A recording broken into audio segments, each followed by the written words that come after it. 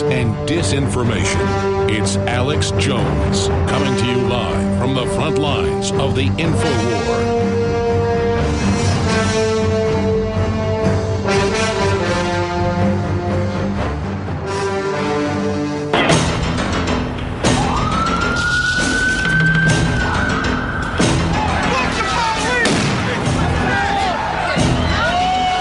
Outrage turns bloody in Berkeley. Our KPIX5 crews were right in the middle of the chaos as both Trump supporters and anti-Trump activists come to blows. Protesters followed Trump supporters to their cars as they left the convention center. Around the corner and away from police protection on San Carlos Street, a mob mentality took over. You voted Trump! You voted Trump! Oh, yeah! What do you say to the people who dragged a poor white guy out of a car and beat him? Oh my goodness, poor white people, please, oh my, stop. These were pure attacks. Trump supporters, men, women, even the elderly, left this building last night and walked right into danger. This Trump supporter was the first casualty of the day, with blood streaming out of his face. Pro-Trump and anti-Trump protesters got into it. They're throwing things at the guy who has a Trump shirt on. Oh, he just got knocked in the back of the head. He just got punched in the face. And now they're rushing him.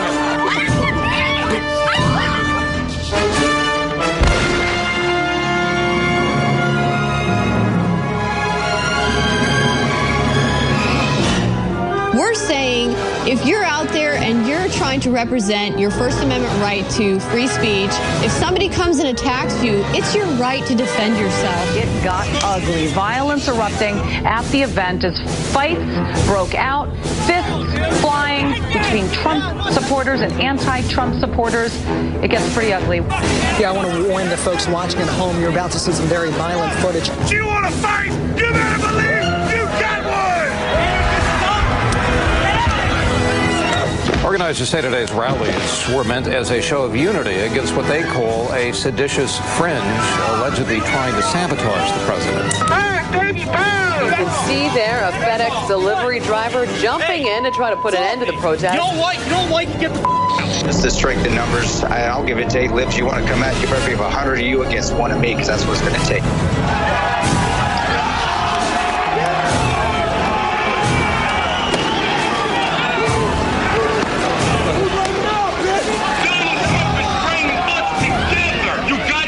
This is the heart of 1776. You don't want that.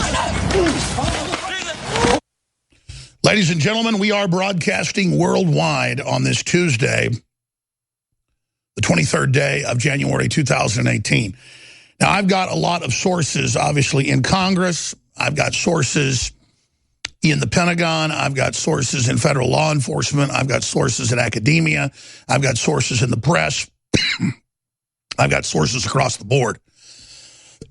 And in the last few days, I have basically reverse engineered what is in the bombshell congressional memo. And then I've checked with my sources without them revealing anything secret, played the little game of, is this accurate? Is that accurate? Would this be what's in it? Would that be what's in it? And because I already know what's in it by studying the entire compendium and being in the center of the so-called Russia investigation as well, because of all that knowledge, I have been able to reverse engineer it. And then I've been able to check with people that have seen the memo or who were part of the memo or who were part of pieces of the memo. And they have said that basically my analysis of the memo is dead on and that the memo will probably be released by next week, maybe even sooner. There's a big fight behind the scenes. Congressman Schiff of California, who's been quarterbacking the whole Russia hoax at the House level, is battling to stop its release because it's going to come back in the end to Congress and the Democrats. Folks, they all got in a room together. The Democrats all got in a room together when he was president-elect. That's what's in the memo. And I'm going to reveal that today. I'm going to reveal what's in the memo. Get ready, exclusively, tomorrow's News Today. Infowars and our team of investigative journalists and our sources have been able to reverse engineer the bombshell congressional memo on the FISA court's activities and the FBI's activities, the Justice Department's activities, congressional Democrats' activities, the Democratic Party's activities, Hillary Clinton's activities, the FBI director at the time, James Comey, activities. And we know what is in the memo. And we know why they are attempting to not have it released to the public or have it heavily redacted. Because the Democrats, during the campaign, thought Hillary was invincible and began to illegally surveil the president. Then they did what you call parallel construction to cover themselves and later went and got a warrant, that too based on fraud. And as you've already seen the last month, the drip, drip, drip bombshells, all of these like atomic bombs dropping on the heads of the deep state and the criminal Clinton crime network, the cabal, the La Cosa Nostra, which means our secret society, our secret thing. La Cosa Nostra means our secret society, our secret thing.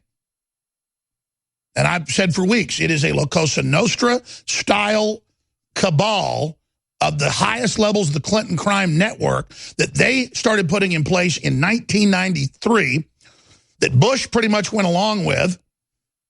I mean, they're like family members. They vacation together. Barbara Bush calls him Bill Clinton her son. They run the same scam foundations together. So from 1993 right through to Barack Obama in 2017, leaving office on January 20th, they've got at the top of the FBI more than 70% of the key personnel in place, as well as the Justice Department. I mean, it is a nightmare.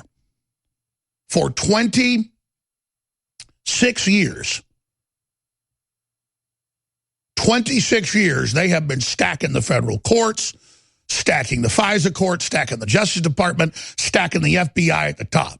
And if you're not a globalist Democrat ready to cover up their crimes, you don't get into any positions of power.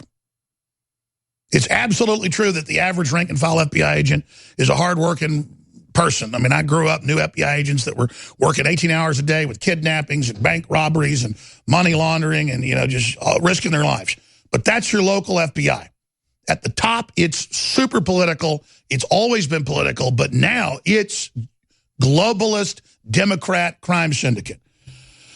And so it hit me last night as I was going to bed about midnight and I'd made a bunch of calls that, wow, I've got to get up in the morning and really get up early and kind of codify all this together and present it, because we know what's in the memo. We predicted and knew what the FBI was doing before, what the Clintons were doing. We've laid all that out, how they had a cabal inside, how they were fixing the intelligence, how they lied to get the FISA court, how they illegally surveilled Trump Tower, myself included. We broke all that with the guest, with the eyewitnesses, with the people that have testified behind closed doors in Congress, multiple guests we've had on that have been part of this whole thing. And they're sworn to secrecy and not supposed to talk about it, but then the Democrats selectively put out pieces of transcripts that are edited. So they're not playing by the rules here. So I got up this morning, took care, made breakfast, hung out with the children, got them off to school, and have tried to collate all this together to present it. And you know, I've decided what I'm going to do is I'm going to tell you the contents of the memo in the last segment of this hour. But before that, I'm going to roll through the history of it and what we already know and what's been admitted. And then I'm going to give you finally what's in there. The reason it's so bombshell is that the memo is the findings of stated fact and other documents and witnesses of the FBI and the Justice Department trying to frame the president and his voters as Russian dupes or Russian agents, getting illegal warrants, then covering it up, then destroying the 5,000 text messages. It's a lot more than that between Strzok and Page.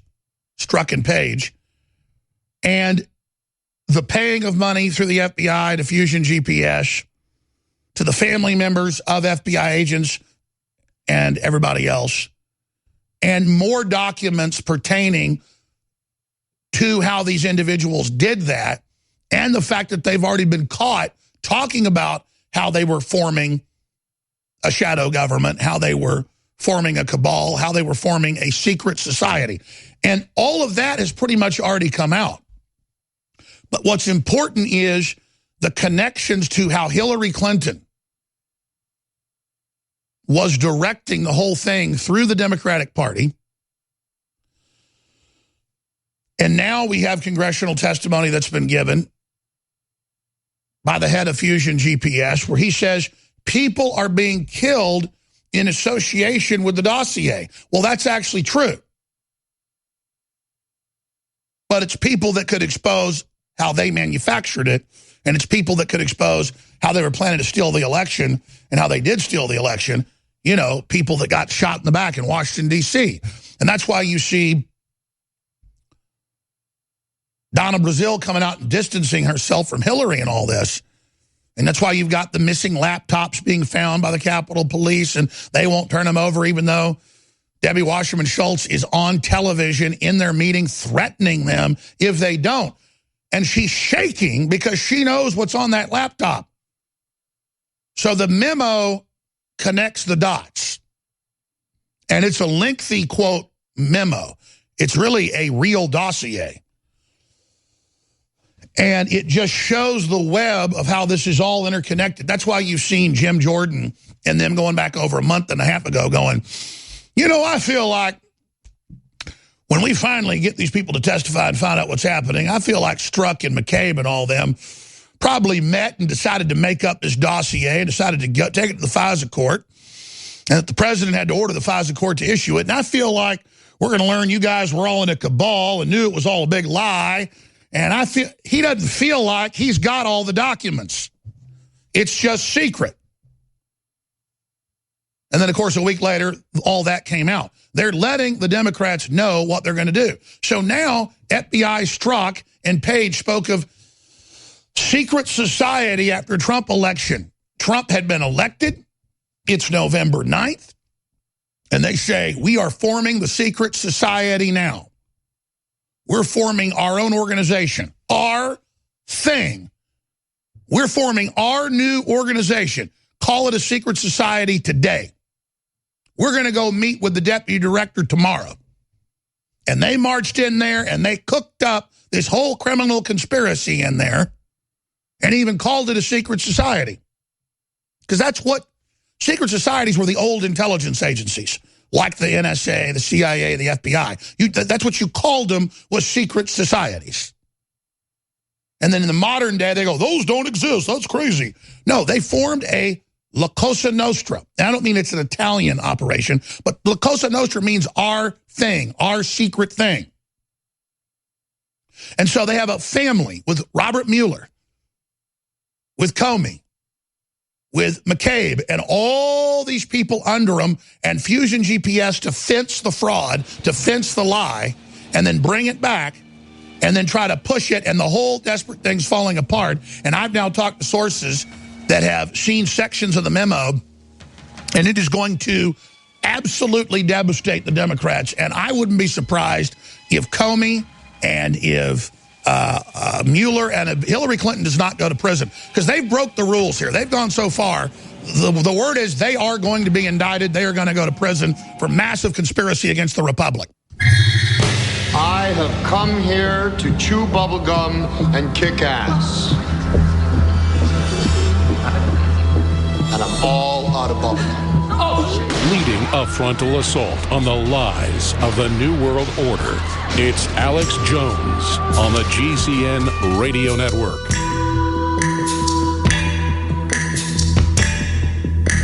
Ladies and gentlemen, we are only days, maybe a week max, away from the total devastation of the Democratic Party leadership for their organized, brazen criminal plot to overturn the election of President Trump and remove him from office by framing him for Russian collusion when there was absolutely zero evidence of it.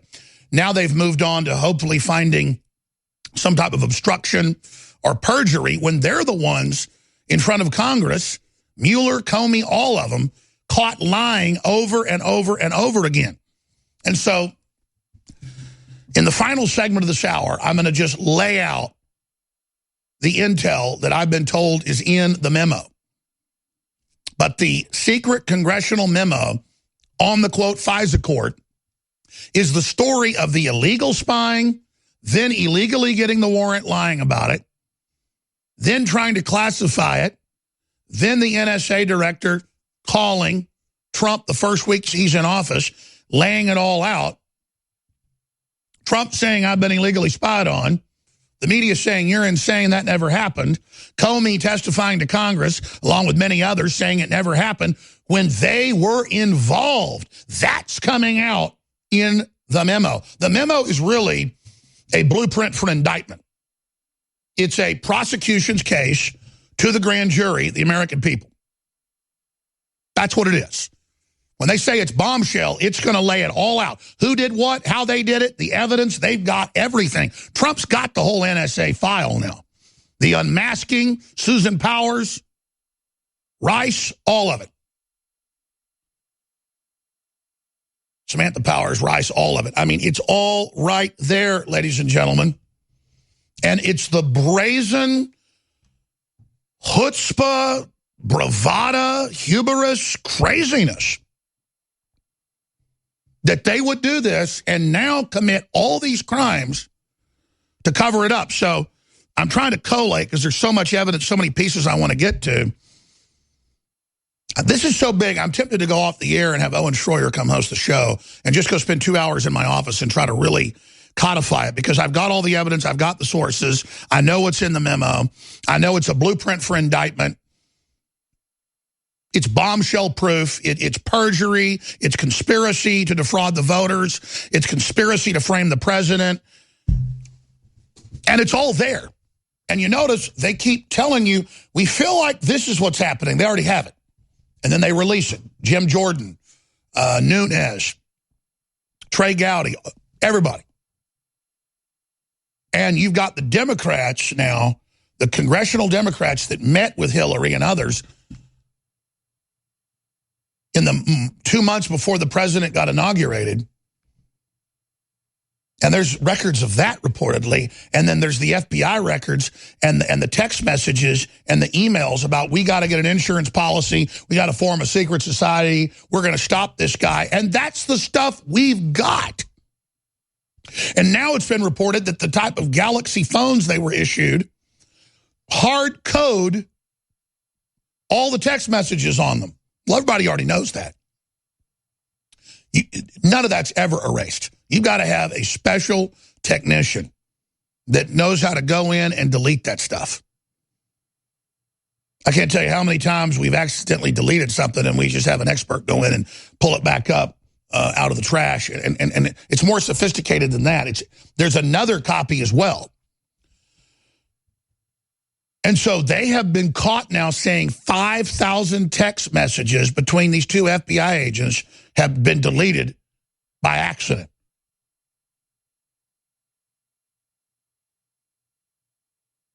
BleachBit creator, ex-FBI experts question loss of Peter Strzok's text. Well, absolutely. It's ridiculous. So there's so many moving parts here that my head is spinning right now. But the bombshell of them saying, we got to have an insurance policy, we got to meet, we can't let this guy stay in office. First, they got to have an insurance policy when he's running for office. Then when he wins, okay, we got to form the conspiracy. We got to form the secret society. We got to stop him. We're going to meet with the deputy director tomorrow. On and on and on. And that's just what they've released so far, hoping the Democrats give up and roll over, because this is going to be a firestorm. This is going to be very, very dangerous for the country.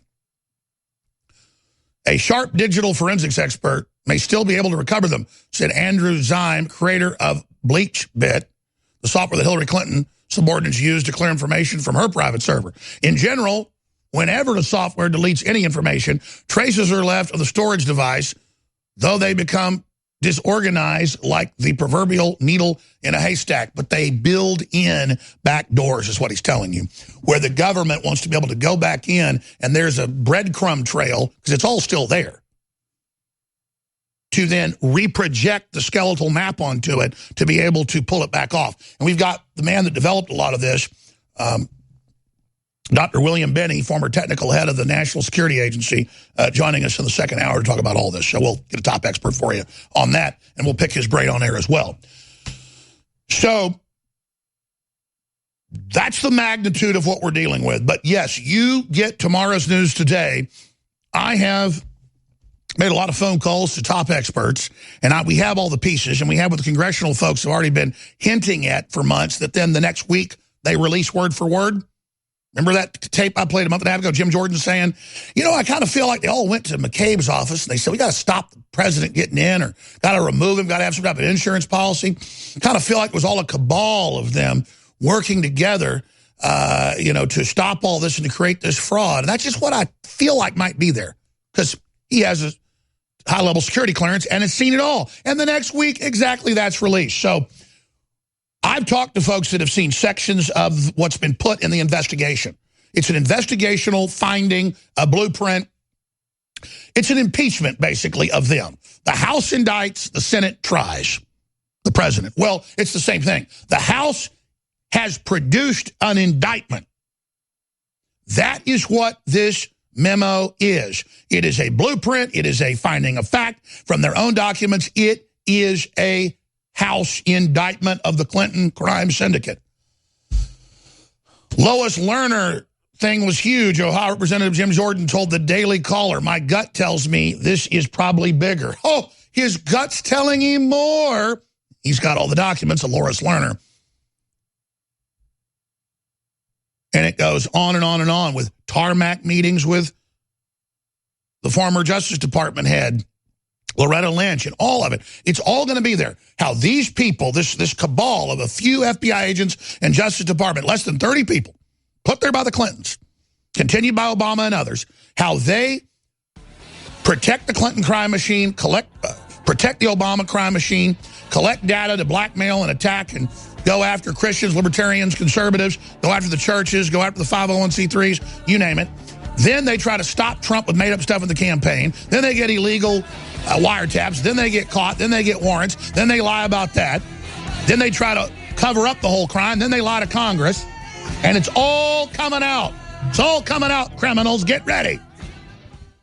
We're breaking the conditioning. Infowars comes to mind. Alex Jones. Alex Jones. Alex Jones. There's a lot of controversy around this network about Alex Jones. Google is being accused of hiding negative stories about Hillary and her campaign by changing its algorithm to bury stories like the Clinton body count story. That's according to website Infowars. It sounds like it's confirmed there are at least 2 shooters with fully automatic weapons.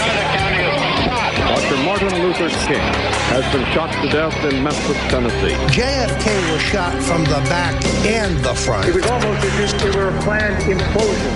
It just pancaked. They took the babies out of the incubators and left the children to die on the cold floor. I think this is a national security imperative. We have clear things that we do not understand how they work, operating in areas that we can't control. UFOs. Is this global governance at last? Is it one world? The central bankers in charge. Israel claims the attack was accidental. Some former U.S. naval officers say it was on purpose. They describe the day's action as part of a continuing cover-up. Russian intelligence compiled a dossier on Mr. Trump during visits to Moscow. Russian scum! Denied everything. He called it all fake news. And he accused CNN of being fake news. This is a national emergency. If they kill Trump or remove Trump, it will cause a massive civil war in this country. This was extremely high level alert. We are at war with Russia. Are you aware that Mr. Stone also stated publicly that he was in direct communication with Julian Assange and WikiLeaks? The White House and the president are citing Infowars. If they can shut us down, you're next. If you are receiving this transmission, you are the resistance. It's Alex Jones. Okay, folks, I've got to go off air right now and we've got a very powerful video that's on drudgereport.com where leftists throw fists, spit on people. It's a compilation of the Women's March. I got to go off air because William Binney, former technical head of the National Security Agency, the main technical advisor, obviously, on the big film Snowden, who's advised the president and the CIA director Pompeo. He's now advising the president. He's going to be joining us next hour. He just said, hey, here, why don't you just have the actual memo they're talking about? Now, there's another memo they're writing about this memo, but here it is, just sent to us. I've got to go off air. This is the classified memo right here. I mean, I told you I have sources and that I'd reverse engineered it, but I guess the decision's been made by whoever's telling Binney to send this to us. Document cam, please. And it's a lot more is coming up after the break. Okay, this is happening right now. Can we do a document cam shot, please? Here it is, ladies and gentlemen. The first look. You want to look at it? Got the whole thing. In fact, the rest of it's coming out of the printer, guys. Will you bring it to me, please? The one by my office in the hall. Here it is. This is why I'm having trouble conducting the show here, the broadcast. United States Foreign Intelligence Surveillance Court, Washington, D.C., April 26, 2017. Leanne Flynn Hall, clerk of the court. And it is not very redacted either. And it's classified, top secret. And then you want it, you got it. Tomorrow's news today. This is what Congress has got. But they've got an unredacted one, except for some code names. They've got one even less redacted than this. But this is nowhere in the press, by the way. I mean, I knew this was coming in earlier, and I was dealing with it, trying to conduct the broadcast while I knew all this was going on. And now I'm trying to go over all this. But here it is. Let's just get a document cam shot on this right now so I can send this out live. People can then stop it and rewind it, and the press and people can look at it and go back over it. There's page 1. That's a good shot right there. There's page 2, page 3. Don't normally do this on air, but obviously this is important. Infowars.com/show if you want to see this. This is all how they did it to Trump, how they tracked it, all the spying. Good God. So it's all right here. Now, I want to explain, though. Congress is writing their report on this memo that's a roadmap to the perjury and the lying and all the rest of it. So that's a separate part. Their report on the memo and then what it connects to. And the organized brazen conspiracy to overturn the election and defraud the civil rights of U.S. citizens.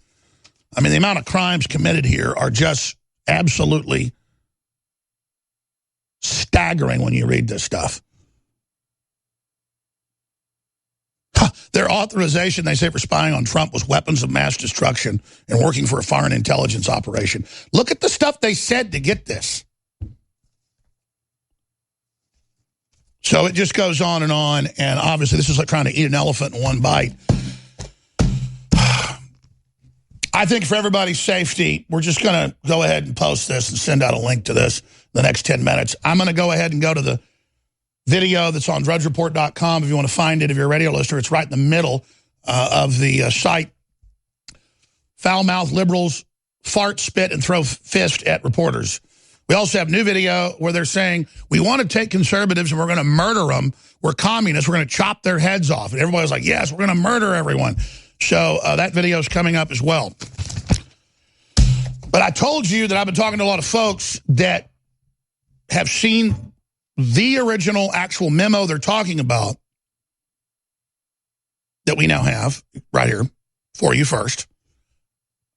But then, as I'm saying, don't get confused.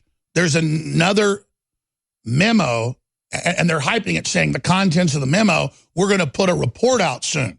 And then they put a report out with this because this catches them in all the different lies and perjury.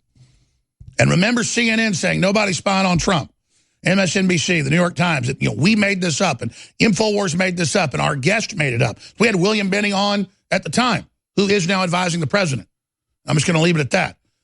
So you can put two and two together, but we appreciate Mr. Binney sending us this. And, of course, It was hiding in plain view, legally done. And I'm not at liberty to tell you yet, but we're not breaking any laws doing this right now. But this is why they hate us. Let's go to some of this video, and I may not even be able to come back to the next segment. I've got to get ready for this, and this is just coming in too fast. I'm Alex Jones. If you're listening to us on local affiliates, spread the word, Infowars.com/show. We need to probably change the headlines on Facebook, YouTube, and Twitter that, not that I'm going to break the contents of the FISA memo, but we are breaking it right now. Again, we deliver. We need your prayers, folks. Let's go out to break with some of these demonic-like people. Here it is. You, Infowars, your followers, all you Zion pigs, all you racist pigs, all you pieces of shit. You're sad. Info, you're sad. Look at you. Look at you piece of shit. You're a fascist pig.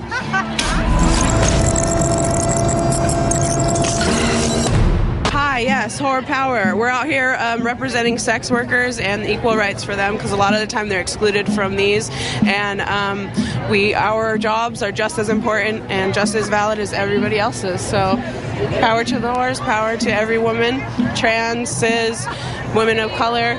All of us are together out here. So is being a whore empowering for women? For some women it is, and for the ones that it is not, that's their decision. And for the ones that it is, we're so often vilified by society that we have to work just as hard as any other marginalized group to be recognized as having autonomy over our own body, and that's like super offensive to a lot of the people in society. This is amazing. So they're chanting "lock him up." Here's the funny thing. If they lock Trump up, the economy would crash, the stock market would crash, the borders would be wide open, and America would become a third world nation. And that's what they want. That's what they want. It's incredible. You realize you're an idiot, right? What did I say that's wrong, sir? I don't really care what you said that's wrong. My point is that you're an idiot. So you have no facts to base your statement? That is absolutely not what I said, and you're distorting it. Infowars sucks. You called me an idiot for no reason. There he goes. There he goes. Yeah, there I go. There he goes. There he goes. What are you doing? I'm not going to do anything. Of course, because you're a coward. Weren't you about to run away? No, I was about to leave because I don't really feel like listening to assholes like you. All right. You want to put that on the air, put that on the air. Will do. Will do. Thank you for that content. Don't worry, son. You can do better than your father. How's this? Is he gonna fart? You farted at me? He farted at me. Oh my God.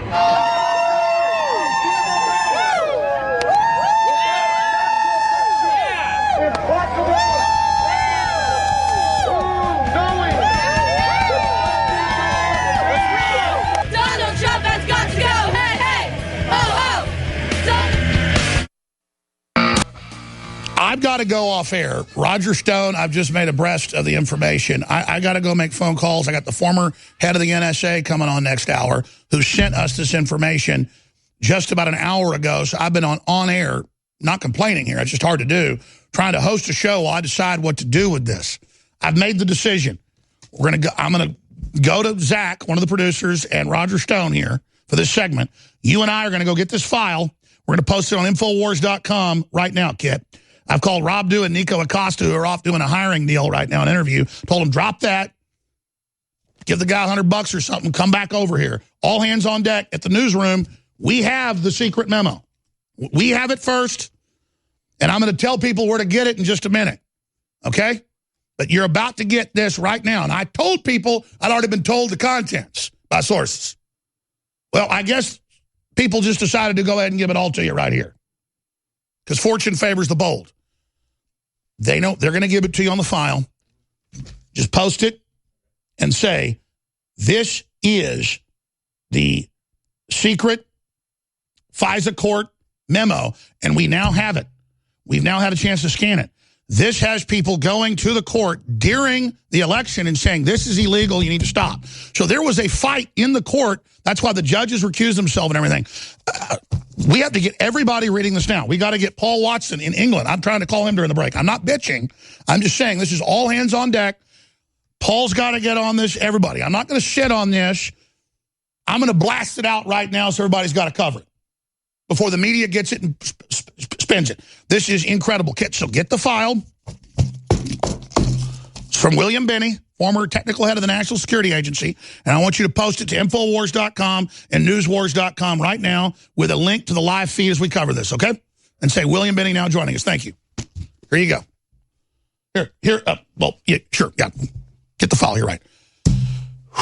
Anyways, so I kept telling you it could break any day. Well, I guess it broke right here. And I told you towards the end of the hour I was going to give you secrets of the memo. Well, not just the memo, but the report coming out on the memo.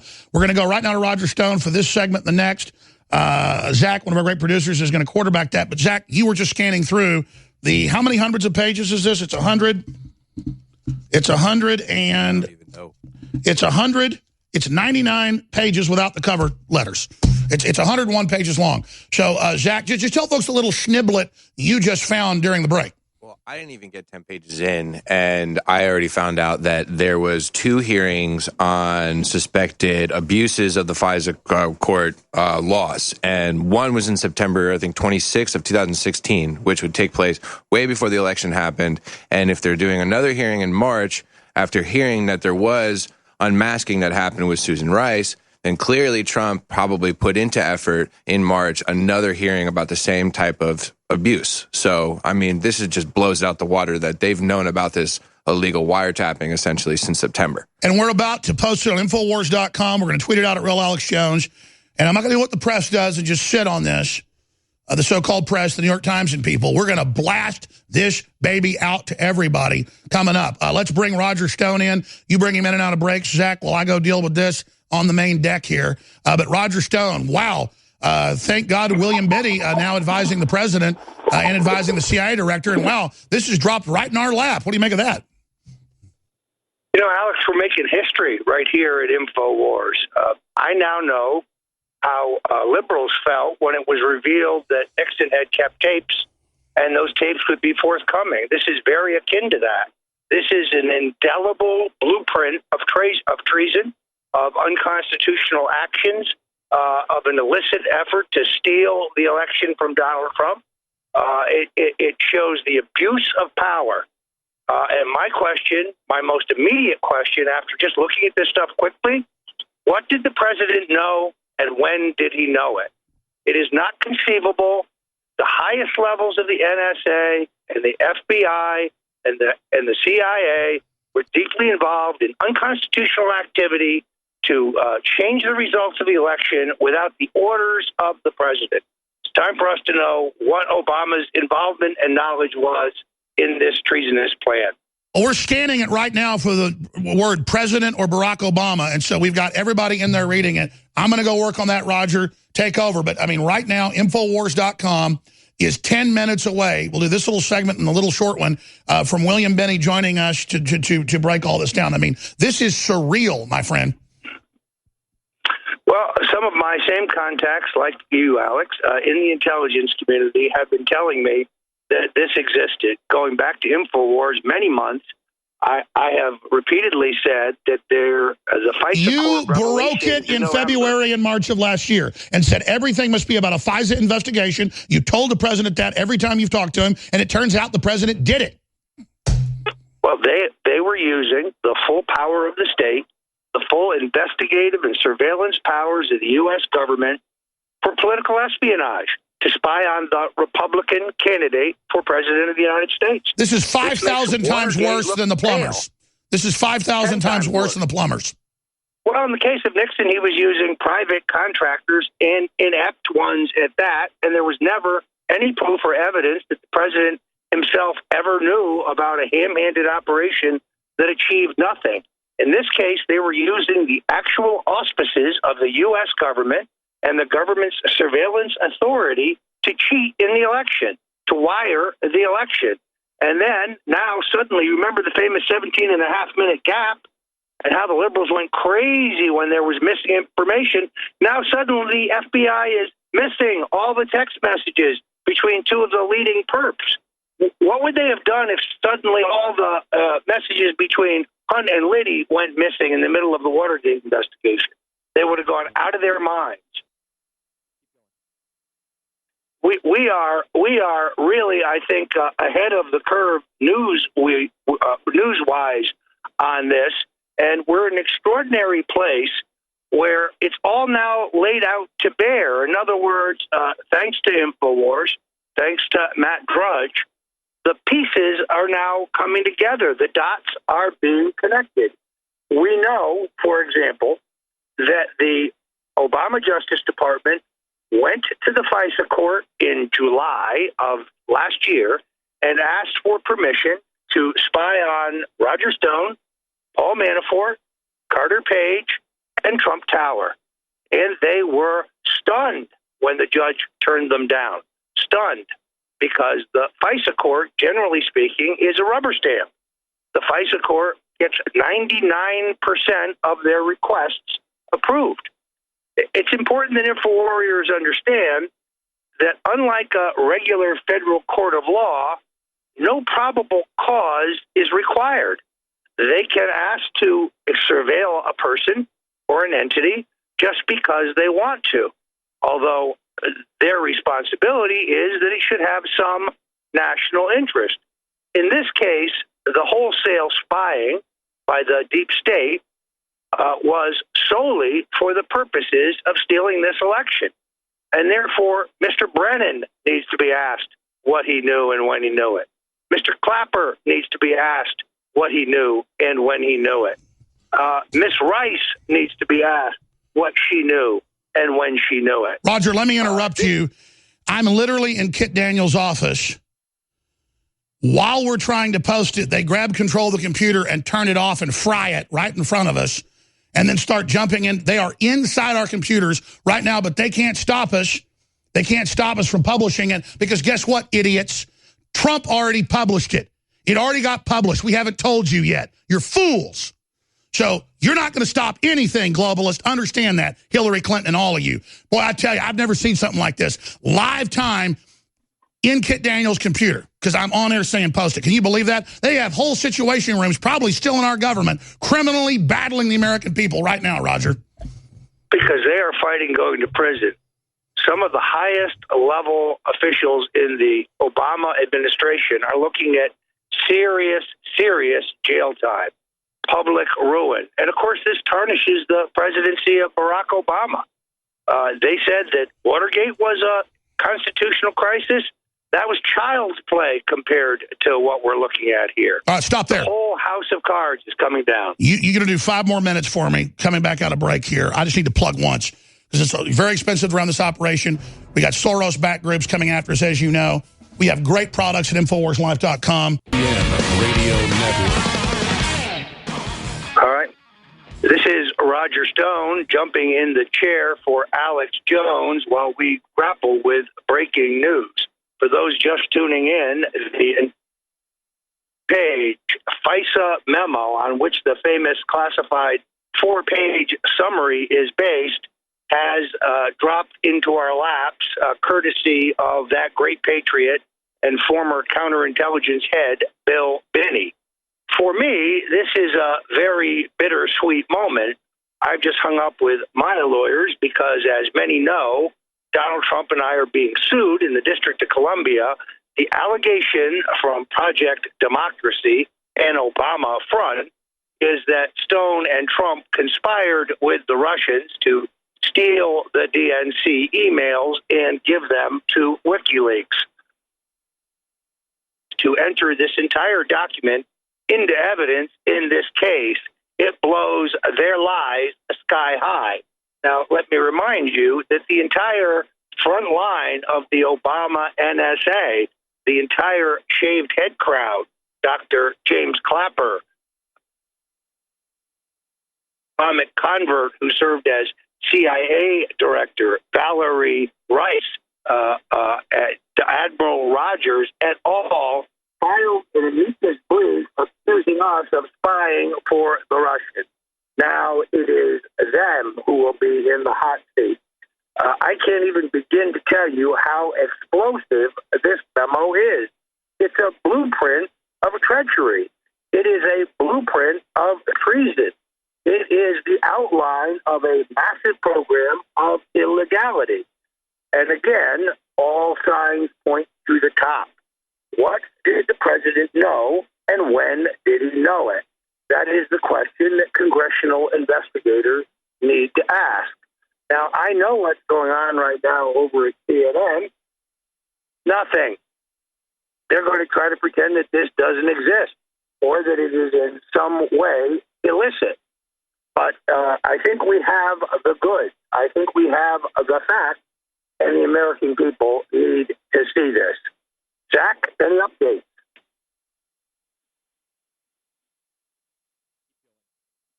All right. So we are on the cusp here of literally making American history. We at Infowars are breaking what the entire country has been waiting for with bated breath. Proof of a massive conspiracy to deny Donald Trump the 2016 election. And then when he shocked the deep state, they put their so-called insurance program into high drive. I remember extraordinarily well the days of Watergate. I was a young aide to Richard Nixon at that time. And I remember how stunned I was when I learned that the White House had taped all of the president's conversations. They used a voice-activated microphone, and therefore it was all there, the good, the bad, and the ugly. Sure, you could listen to Nixon and Kissinger talk about how to end the war in Vietnam, how to open the door to China, how to negotiate a strategic arms control limitation with the Russians. But you could also, unfortunately for his presidency, listen to the illegal activities regarding the cover-up of the Watergate break-in and the coup d'etat, the use of the CIA and the FBI to cover up the actions and the investigation by the FBI. What we're looking at today... Roger, we got to go. Great job. Great job. We're out of time. We'll be back with William Binney, former technical head of the NSA, exclusively with the bombshell memo first at Infowars.com. Tomorrow's news today. You've got it. You've got it. This transmission is coming to you. Waging war on corruption. All right, you want to go? It's Alex Jones, coming to you live from the front lines of the Infowar. Now we see the Earth. You've got it. You've got it. Now we see the Earth now. You've got it. You've got it. Now we see the Earth. You've got it. You've got it. Well, you can believe we've got all 17 U.S. intelligence agencies tuned in. They're always tuned in to my broadcast. But you better believe they're tuned in right now. William Binney, Skype's not working for some reason. We're going to get him on the phone, former head of operations for the National Security Agency, who is now an advisor to the president and to Pompeo, the head of the CIA, and has been meeting and giving Pompeo briefings on counterintelligence, just like the Democrats would be the Soviets. Well, that's how they're operating as a foreign power against this country. So while we line him up, Daniel Coates is the director of national intelligence that oversees the 17 agencies, and he's very important. We're going to be talking about him in a moment because mainstream media is already going to try to spin things, and is spinning it, that Jones is illegally releasing the 100-page or 99-page, technically, top secret Foreign Intelligence Surveillance Court memorandum, opinion, and order dealing with the whole history of Obama's illegal spying on the Trump campaign, on President-elect Trump, and then ongoing. So this is the document. It's on Infowars.com right now. And William Binney drew our attention to it this morning. This is the big memo everybody's talking about. So while we line him up right now, let's just play Schiff, the Democrat that's been honchoing this fraud in the House. We'll play him first saying you're too dumb to know what you read, so he didn't want it released. Well, sorry, Schiff, it just got released at Infowars.com. But it got released somewhere else. We're going to get to that in a moment with William Binney. And then we're going to play Trey Gowdy. We saw more manifest bias against President Trump in the memo. No kidding, we're reading it. Trey Gowdy, FBI, text mentioned Secret Society. That's in here. FBI agents discuss Secret Society. Let's play those clips one after the other. Then we're going to get William Binney on with us. Here are some of those clips for background. Why not allow people to look at it and let Americans make the decision for themselves about whether it's useful information or not? Well, because the American people, unfortunately, don't have the underlying materials, and therefore they can't see how distorted and misleading this document is. The Republicans are not saying make the underlying materials available to the public. They just want to make the spin available to the public. And I think that spin, which is A fulsome attack on the FBI is just designed to attack the FBI and Bob Mueller to circle the wagons for the White House, and that's a terrible disservice to the people, hardworking people at the Bureau. But more than that, it's a disservice to the country. It does make you wonder. Again, it's a strange coincidence.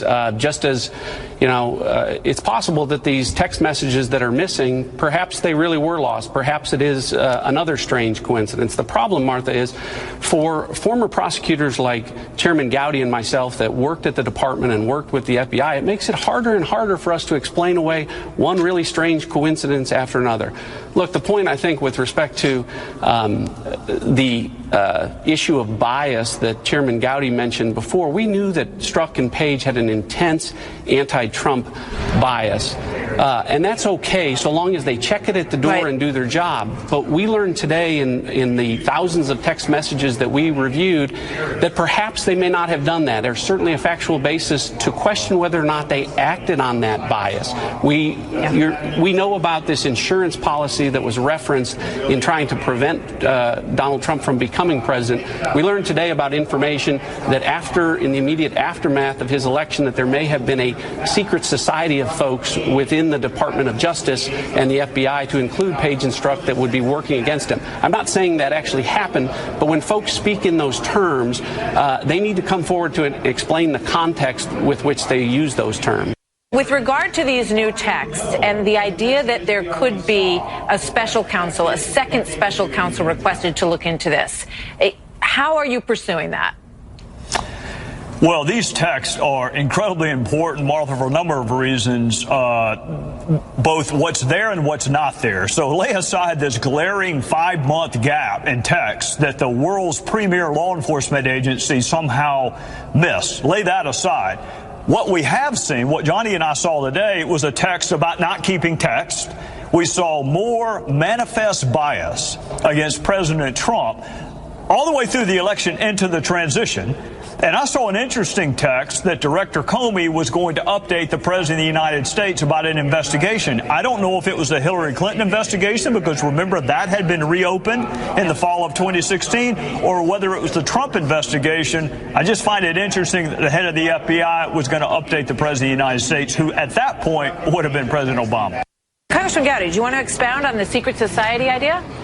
Sure, I wish I could. I wish I'd been the one who either sent that text or received it. You have this insurance policy in the spring of 2016, and then the day after the election, the day after what they really, really didn't want to have happen, there's a text exchange between these two FBI agents, these two supposed to be objective, fact-centric FBI agents, saying perhaps this is the first meeting of the secret society. So, of course, I'm going to want to know what secret society are you talking about, because you're supposed to be investigating objectively the person who just won the Electoral College. So, yeah, I'm going to want to know. Congressman Gowdy, you know, in terms of that glitch of the missing text messages, those months, are you going to subpoena the phone companies to get those text messages?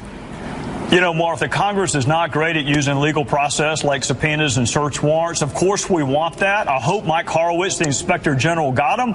Unfortunately, the way our government's set up, law enforcement is better able to go to communications carriers and get texts and instant messages than Congress is. So, yes, I want them, but I don't want them 2 years from now, and I don't want them after a motion to be held in contempt of Congress. I want them sooner rather than later. So either the Bureau needs to find them, or we need to have someone who has really easy access to these. That's right. This has to be done now, because the Clintons and others have been caught committing all these crimes. They've been caught trying to organize this economic, political espionage against the country. And they've already committed so many crimes that until they get in serious trouble, they are a clear and present danger. Now, joining us via phone is William Binney, former technical head of the NSA. And, you know, the guy credited at the NSA with helping bring down the Soviet Union. And I guess now he's helping bring down the globalist Clinton cabal that's been using the NSA for decades, I guess, now to dominate and control the American people. So he joins us now. We got to go to break here in just a few minutes. But he contacted us a couple hours ago and said, this might be helpful. Here's the actual memo they're saying is classified, and that Congress is saying they need to get authorization to release. But then when he sent it to us, we noticed that it was right there on the Office of the Director of National Intelligence website. We're going to show that to you. So, yes, Infowars is breaking it. The media doesn't even know what to do or how to respond to this. It's simply crazy. So, Mr. Binney, thank you for joining us. We'll get into this whole conspiracy against the Republic that's clearly coming into view here, and from your expertise, where you think this is going. But just briefly, it's incredible. When did this get put on the National Director of National Intelligence website? And it's wild that there's no coverage of it. Was this just today, and then you sent it to us? Yeah, as far as I know, it's just got on the website today. And I just found it through another source that passed it to me. Of course. Well, clearly, deduction. The president's, Pompeo's met with you. You're advising the president. The president has the authorization to do this. Congress has been asking for it. So that looks like the president just declassified this. Well, somebody did, that's for sure. I mean, it basically is proving everything that, I've been saying and Edward Snowden's been saying and all these about spying on U.S. citizens. And it goes into much more detail, proving they're collecting in bulk everything that's being communicated inside the United States. And then they're using it, even NSA analysts are still using it to go against individual U.S. citizens, with their attributes that are not minimized. This is simply incredible. William Binney, we're going to go to a break. We're going to go to break. We're going to come right back to you. You'll have the floor with your expertise to lay out the big picture, what we've learned, what this memo tells us. If you've had a chance to read it, it's 100 pages. William Binney, former head of the NSA Technical, tells Infowars it's appeared on the Director of National Intelligence website.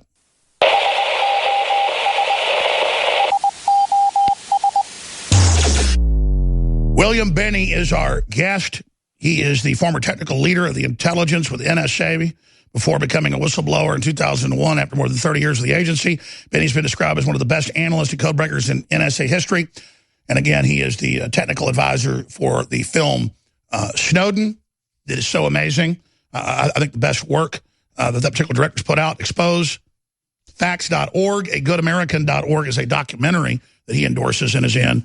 That breaks down this total surveillance grid. Now further confirmed, talking to Binney earlier, if he just joined us, and then during the break, this is as big as the WikiLeaks revelations about illegal spying, but it ties into the Democrats spying on candidate Trump and president-elect, exactly what we knew from our sources. Again, this was published today at the Director of National Intelligence website. William Binney, who's been advising the CIA director and others, let us know the minute it went out. So we are the first to break it. And notice, an hour plus later, no media coverage of this. They don't know what to do. This is the secret memo that's so troubling, that ties into all the perjury and the cabal of Clinton operatives trying to set the president and others up using the might of the surveillance grid that's meant for foreign powers against the American people. This is beyond any Hollywood movie. So, Mr. Binney, you've got the floor for the rest of the hour. I know you've got some big breaking news that you're able to get into now, because this is not secret, on programs that you helped develop and the upstream controls on all of this. So we're going to break it down. But let's first get into this memo and what's happened to the president, what's happened to the American people. The FBI agents saying we've got an insurance policy. We're a secret society. We're going to overturn the election. I mean, this is incredible. William Binney, start wherever you think's best. I'd like to start with some of the things they're talking about on page 15 of that ruling, where they talked about NSA having the authority to go in the upstream program and take down main communications trunks, and because I think there's some terrorist or dope dealer on there, and they can capture and keep the entire trunk line. Which means, like, if you have a 10 gigabit line, like 64 fibers, and you know there's a drug dealer in there, internationally, I'll take down the whole line, or you think there's one there, you'll take in the whole line and capture all the data and keep it all and sort it and interrogate it. That's basically how NSA analysts are able to look at their lovers if they're cheating on them. That's how they can do that under that authority. But that's all done in secret. The FISA court is speaking to it there in their ruling. But this feeds right into the doing that. They say they had 2 way is doing. Those who run the cables, basically, meaning AT&T, they own the cables, so they let them have access. And the other was the 702 program, where they went to the service providers for the internet or for the phone network. That also included AT&T. But this is the upstream program, is the taps on the fiber lines where they take everything. And that's really what I was trying to say about President Trump when he was being targeted in all the data they were collecting, including his entire staff on his committee and everything. They were all being scooped up in this bulk acquisition off the fiber lines in the upstream program. And the main slide that would show it, if you could put it up, is the Fairview program. That is AT&T's tapping points inside the 48 states of the United States. And you notice all the tap points are distributed with, this is the one that no mainstream media wants to show on TV, because this is the one that calls out this business about they're only after foreigners is an obvious lie. I mean, if you looked at that slide, there are 11 points on that Fairview slide, excuse me, where the transoceanic cables surface on the coast of the United States. Now, that's where all foreign communications are coming into or going out of or transiting the U.S. Now, if they're only after foreigners, all they have to do is be at those 11 points. But the rest of the 80 points of distributed tap points go right across the U.S. with the population. That means we, the U.S. citizens, are the target, not foreigners. And that's the obvious lie they've been trying to feed us for years. Wow, I don't want to interrupt. This is so bombshell, but this is confirming total dragnet of the entire Trump organization campaign by the Democratic Party, in control, unmasking. They've lied to Congress saying it was only a few people. This is bombshell proof of perjury. Yeah, that's exactly right. I mean, they've been lying to us in many different ways. To the committees, they lie. You know, even within the intelligence communities, they lie to one another. So it's all built on lies. Wow. Please continue. Well, the other point I'd like to make is that it's not just the Trump organization; it's everybody in the country. We're all in that boat. That's how they could put leverage on any of the judges in the Supreme Court, or else federal judges anywhere, or members of Congress anywhere. And when Representative Gowdy is saying he's not aware of all this, well, he should be, and he should be asking about that Fairview program and what are they doing at tap points across the United States, like in Kansas or Missouri, or, you know, what are you tapping there? Well, it's not foreigners, I'll tell you that. Well, you're absolutely, as you said, they're dragnetting everybody instead of actually targeting terrorists and others. Then it becomes a needle in a haystack, as you've documented and as you're advising the president now. But the big news is they did testify that they were not spying on the president or his family or any of this, which is a total lie. I've already had the DEA leak us documents where they were doing it, and including my name in there and private phone numbers. So I know it's accurate. But this is absolutely incredible. And I don't know how the corporate media is going to ignore this. But then you see the Republicans being pressured not to release this memo they've had, sitting on it, because obviously they're getting pressured not to. But clearly this points towards the president, who's authorized to release it through his director of national intelligence, and decided to do so today. Yeah, I think that this is exposing all of this stuff and all this activity on all these agencies and all the political people involved in this. All this has to happen. We need to cleanse the house here. Otherwise, we're going to be, if we don't look back and fix the problems, we'll never fix them, and they'll just keep going. So unless you face what happened and deal with it and hold people accountable, you know, you're never going to correct any of these problems. Well, the president was critical of the FISA. He said, my hands are tied. They're ramming it through. He still signed it, obviously, because it was tied to so many intelligence operations, but he said he wants to fix it.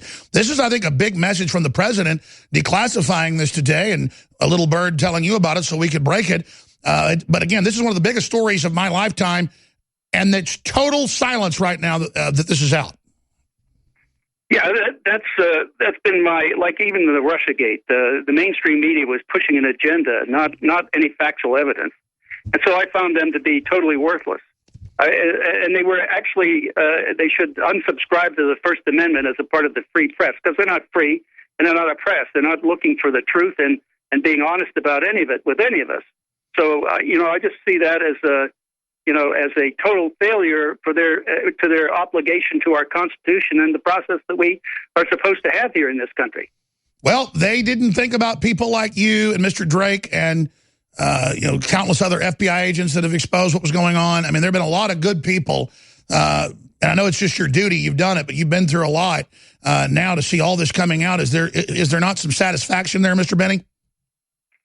Well, I have to admit that I do, that I'm really glad that this is coming out in print and in the official documents, so that now we can clearly say, this is really what you've been doing. You cannot deny this. This is your documentation. This is what you're saying to us you've been doing. So it's not us accusing you. You now have to face up to the consequences of what you've done. Wow, let's get into all this with the former head of operations and the guy that actually did the fighting, did the attacking, and did the defending, William Binney, to help us traverse this 100-page bombshell of bombshell documents at Infowars.com right now. Live from the Infowars.com studios, it's Alex Jones. So I started the broadcast off today telling you that I had talked to sources that have seen the classified memo that Congress is writing a big report on that proves all the perjury by top Clinton and Obama officials in front of Congress. I mean, this is open and shut. And more is coming out about secret societies, cabals, trying to stop the president. This whole made-up Russiagate thing when Hillary's up to her eyeballs with the Russians and the communist Chinese and Trump has no connections. William Binney, former technical director, the guy that actually ran the NSA, is our guest for the rest of the hour. We're going through this document. And, of course, you always hear, we only spy on foreigners. We never spy on Americans. Clapper, Brennan, they've all said that. Well, on page 19, what William Binney was just mentioning, it says specifically targeting U.S. citizens. Well, the FISA court's supposed to be for foreigners. But see, they're even saying they're lying in the document. So Kit Daniels is going to pop in. But here's the big news.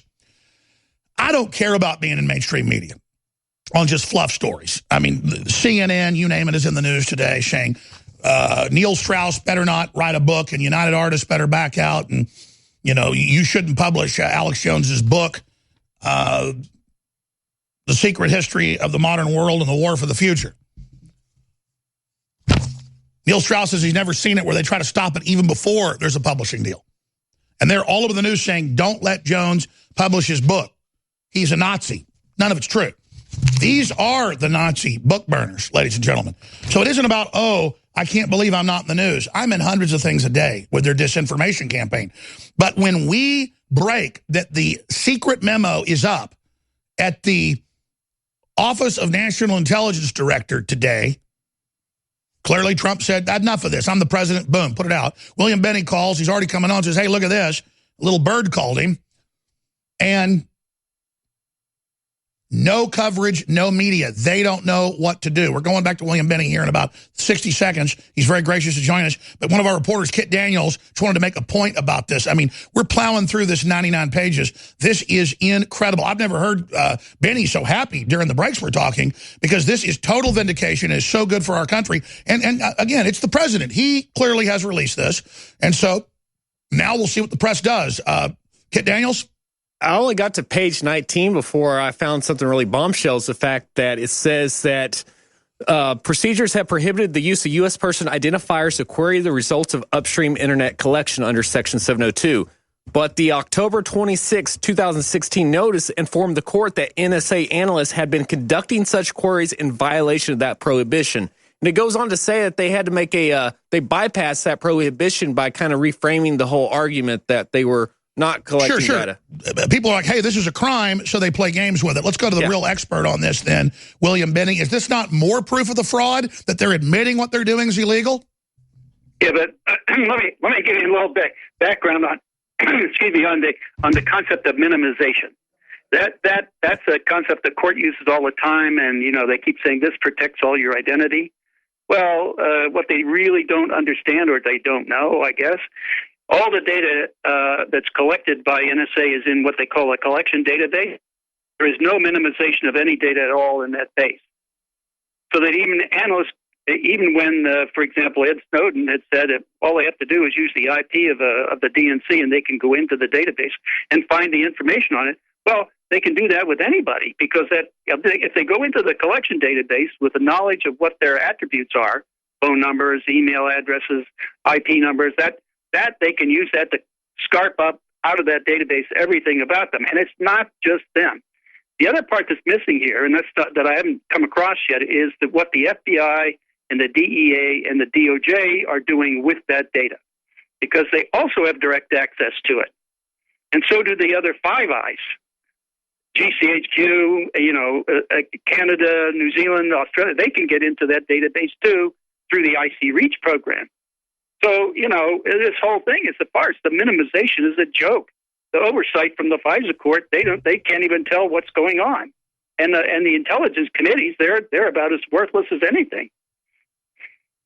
And as you warned in secret session with Congress 18 years ago, back in 2001, if you let hundreds of thousands of people, private contractors, get in these databases, you've created doorways into everything, making us insecure for hackers, foreign governments, clandestine groups. This is insane what they've done.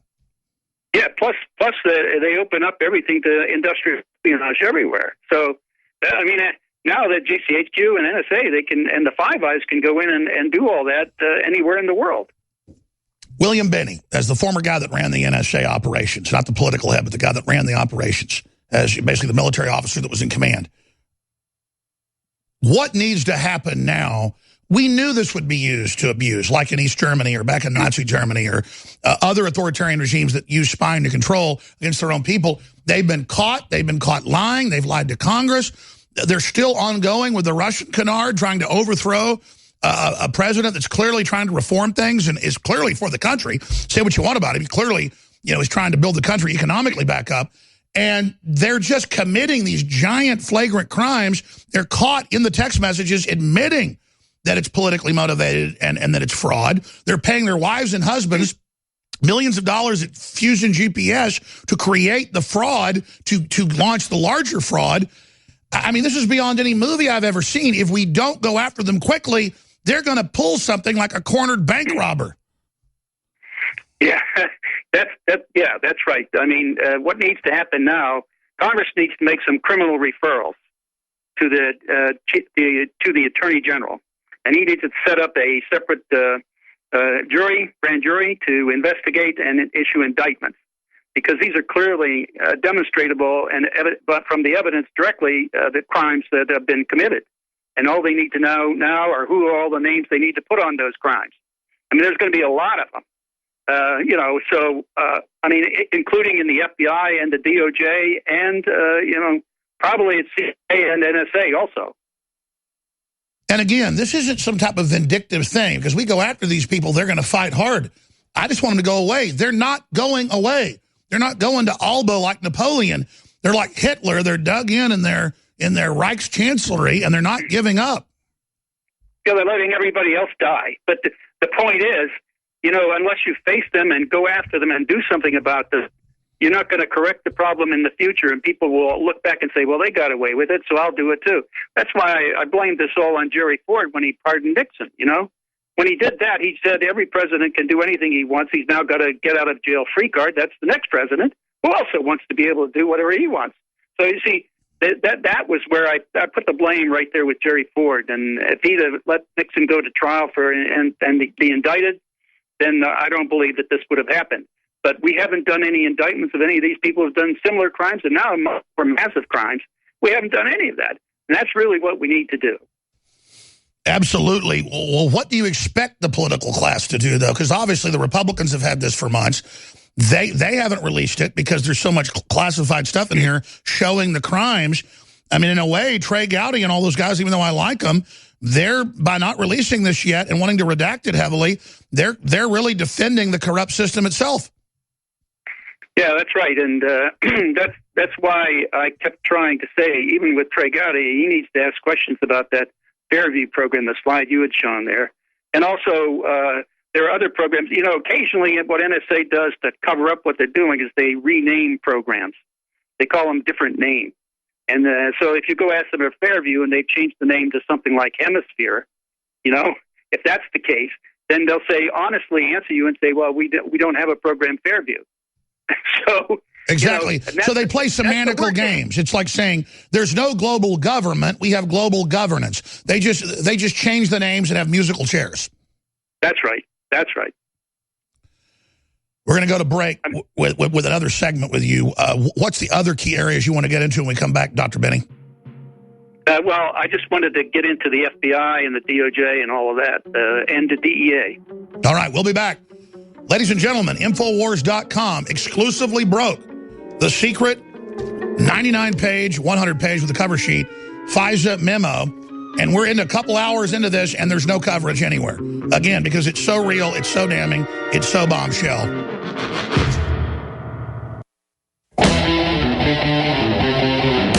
Defending the Republic from enemies, foreign and domestic. It's Alex Jones. Now, to navigate this, if you just joined us, former technical head of the National Security Agency, William Binney, is our guest. Congress has said there is a secret FISA court memo about abuses that ties into how Obama and Hillary and others were illegally spying on them. That is the memo that the Director of National Intelligence released today. William Binney, former technical head of the NSA, got a contact from his source, said, look at this. He was already coming on the show. I was already talking to sources about what was in the memo and some of the things it dealt with. And Congress is going to put out another memo, but this is the underlying memo, connecting it all together with the political espionage that's gone on. Okay? But Gowdy and others, who are good guys overall, they don't know what parts to classify, what parts to declassify. I'd say 90%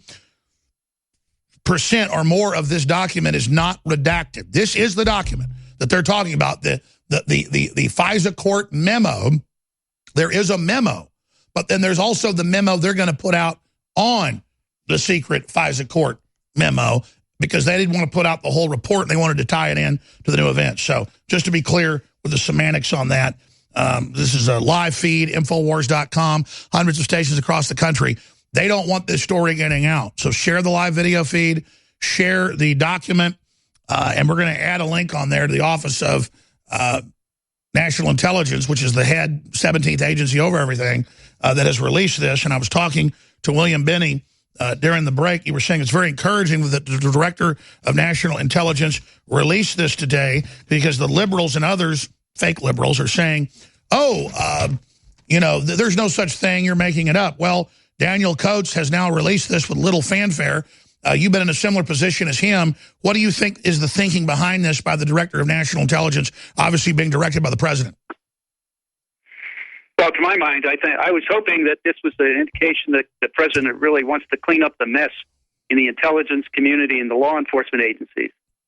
So I just think that that's the one thing that hasn't been addressed so far that I've read in that report, is that the use by the FBI and the DEA and the DOJ by information collected by NSA warrantlessly against U.S. citizens. One of the key indicators as to what they were using it for was given by Senator Feinstein on the House and Senate floor when they were challenging the funding for that program in 2013. She came on there and said, to defend that program, she said, this program is so useful to us, we put hundreds of people in jail every year with it. But he's talking about U.S. citizens that were they used the data against them in a court of law, but they did a parallel construction, meaning they fabricated data to substitute for the NSA data because it wouldn't be admissible. So what that really is doing is subverting our entire judicial system, and this is what should really concern the Attorney General. If he wants to have a real, reliable attorney, as an Attorney General, have a reliable judicial process, he has to address this and has to do it as fast as he possibly can and correct it. Looking at the document, do you agree it's about 90% unredacted? And what do you make from that? What do you think is redacted in here, Dr. Binney? Well, a lot of things that you could fill in, like the Fairview program or AT&T, the service providers, you can fill that in from a lot of material that has been released from Edward Snowden and is also on the web. You just need to collect it together and look at it in concert with one another. Then you can fill in the blacked out areas. It's not that difficult to do if you're talking about reverse engineering with open databases. Exactly. Yeah, sure. Yeah. Please continue. Well, I mean, the point is that this is like the first opening in the legal process to now go back and challenge these people, because I'm also going to I'm supporting 3 separate lawsuits against the United States government for the NSA unconstitutional collection of data on U.S. citizens. And I'm going to use this ruling also in those courts, and I'm going to be passing that on to the lawyers managing those lawsuits. So this is going to be leverage for us, too, in the lawsuits to actually see, because Congress, when they try to pass laws that cover up all the crimes that these agencies have been committing, they can't do it if they don't match and conform to the Constitution, because those laws are no longer laws. I mean, the Constitution is the ultimate law. If it gets constitutionally challenged in a court and ruled unconstitutional, the law is nullified. Wow. So they cannot pass laws that violate the Constitution. That's the point. And that's what they've been doing. William Binney joins us. Exposefacts.org, agoodamerican.org is the documentary film. pgknowledge.eu. You're also advising the EU on ways to not spy on the general public, but to stop terrorists and criminals.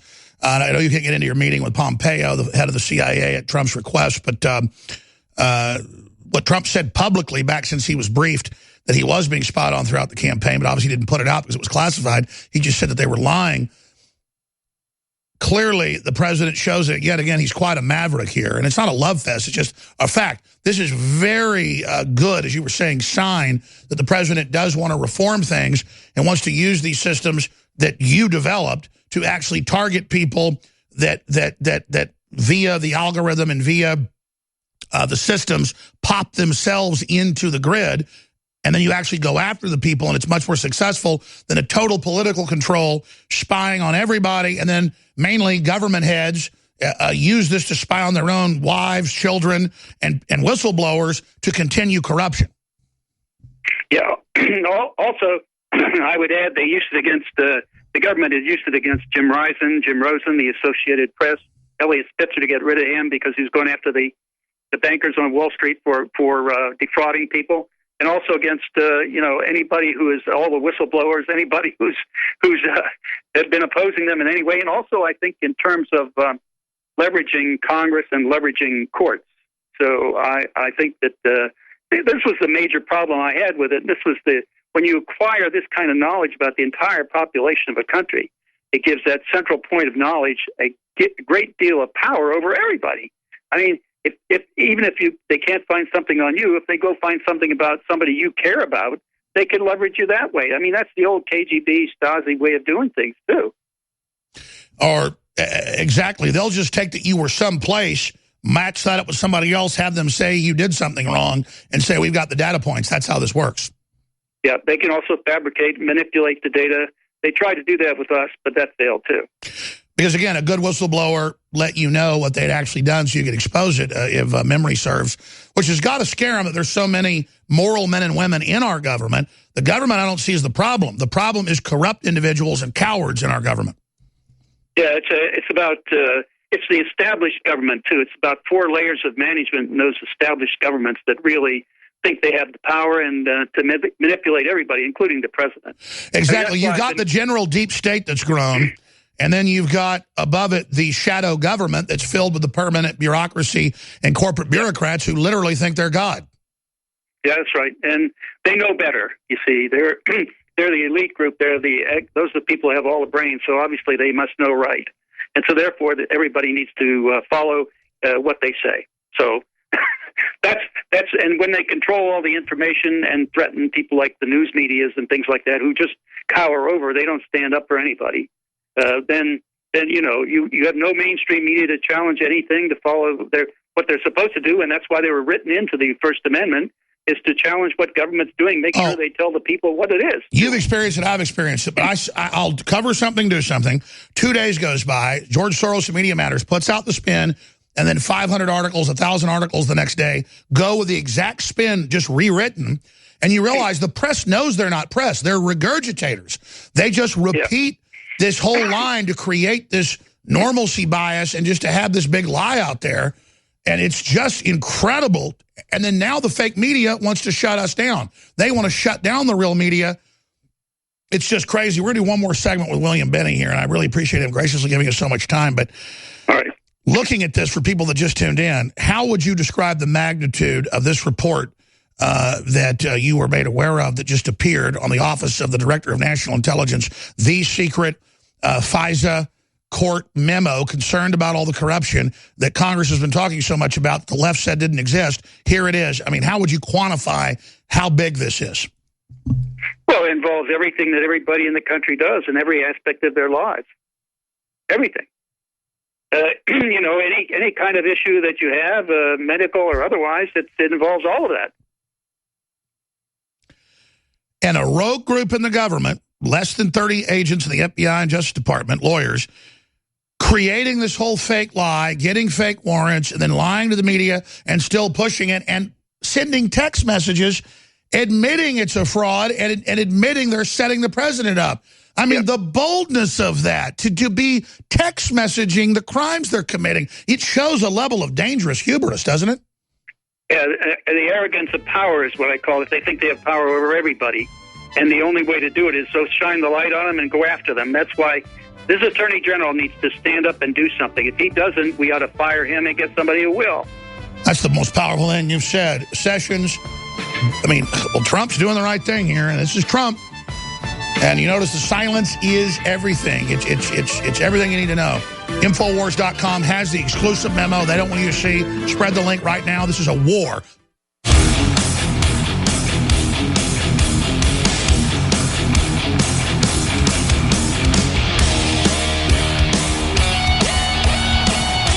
Live from the Infowars.com studios, it's Alex Jones. Man, the behind-the-scenes conversations with William Binney are incredible. Nothing secret, but his conversations with the CIA director, you name it, unbelievable. He wanted to get into what needs to happen next, the latest on Russiagate, and then this amazing stuff he's doing in Europe. I want to bring that up. Prettygoodknowledge.eu, pgknowledge.eu. William Binney, we got 4.5 minutes. Please finish, sir. Thank you. Okay, well, I just think that the Attorney General needs to set up these indictments and start attacking the people who have been at the center and the core of this continued violation of our constitutional rights. A lot of them are embedded, long-time employees of these agencies. Some of them appointed, and some not. So that's where the swamp really needs to be cleaned. And then when they do that, they have to go on with the political cronies that have been helping them out and helping all of this happen. So a good deal of the U.S. government should be indicted. And I think that's the proper way for an Attorney General to proceed. If he doesn't do that, I just don't. I lose all faith in him. I do too. Continue. So on Russiagate, I wanted to add one thing. I don't know that I've said this on your program before, but I was in the UK examining some of the raw data from Guccifer 2, the data that was supposedly hacked from the DNC on the 5th of July, and there was a second batch on the 1st of September. And I was over there with my friend Duncan Campbell, and we were examining the data, the raw data. Well, not the real, but the timestamp files that were transferred, and trying to put it together and see what the transfer rates were and all of that. And then Duncan looked at something, and he discovered this, that if you ignored the date, day, and the hour, and only looked at minutes, seconds, and milliseconds, you could merge the two data sets from the dated the 1st of September and the 5th of July together into one set of data, which meant, very simply put, that this Guccifer 2, wherever he was, was playing with the data to try to manipulate us and confuse us. So the whole thing was a basic sham from the beginning, of total fabrication. Didn't you also point out a lot of this data clearly was downloaded at speeds that couldn't be online? Oh, yeah. That was the other part, the speed, and we found out the highest speed was really 49.1 megabytes per second, which is close to 6 times the rate necessary. On the web would have to be, Sure, only point-blank range with a really fast port could do that. That's right. So the whole thing was a fabrication, and that was my point to a lot of the media, who started to calling me a conspiracy theorist and all of that. I was just dealing with facts. They were just dealing with labels. Well, Russiagate has imploded completely, but I think Mueller may go ahead with a fake indictment. The hubris of these people is the most insane I've ever seen. Yeah, I agree. It's just outright insanity. Well, we appreciate your courage. We wouldn't be here without you and so many other people who have told the truth. Obviously, Director Stone, I don't agree with some of his politics, but his courage to tell the truth is amazing. Thank him for that. Just briefly, pgknowledge.eu. Tell folks about that. I started a company over in Amsterdam, Netherlands, to try to do what I was doing over here 25 years ago. And since in that 25 years, the U.S. government really wouldn't let me do it, they attacked me everywhere I tried to implement that kind of knowledge and ability. And so I formed a company with some people from Netherlands, and we are putting together a program to do that over there. So perhaps that will be a targeted approach to things like detecting terrorist threats in advance, not after the fact, and doing all kinds of other data analysis on large data sets. That doesn't violate people's privacy or rights and doesn't create holes in everybody's privacy to be exploited by real criminals. William Binney, you're amazing. Please join us again the next week. I know you're very busy and going back to Amsterdam to set this up, but please join us whenever you'd like. We'll just wait for that call. Thank you, Mr. Binney, for sending us the huge bombshell news. And basically, you broke the big NSA / FISA warrant information. So thank you. We salute you, Dr. Binney. Thank you. I'll say bye to you during the break. Stay with us. We're going to go to Davos next.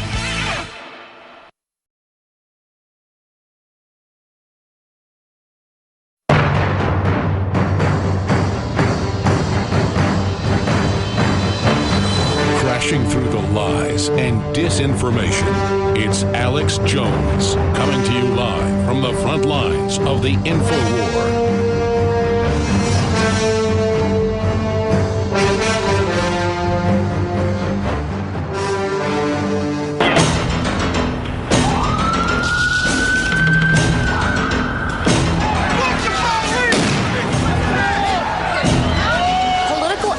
Turns bloody in Berkeley. Our KPIX5 crews were right in the middle of the chaos as both Trump supporters and anti-Trump activists come to blows.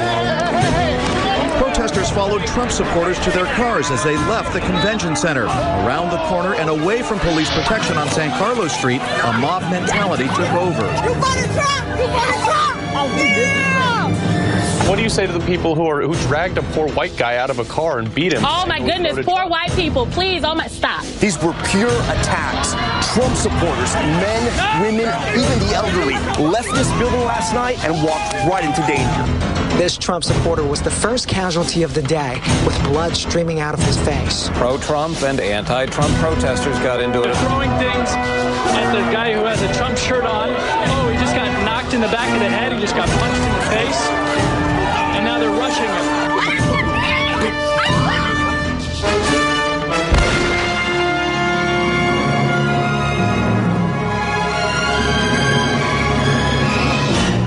We're saying if you're out there and you're trying to represent your First Amendment right to free speech, if somebody comes and attacks you, it's your right to defend yourself. It got ugly. Violence erupting at the event as fights broke out, fists flying between Trump supporters and anti-Trump supporters.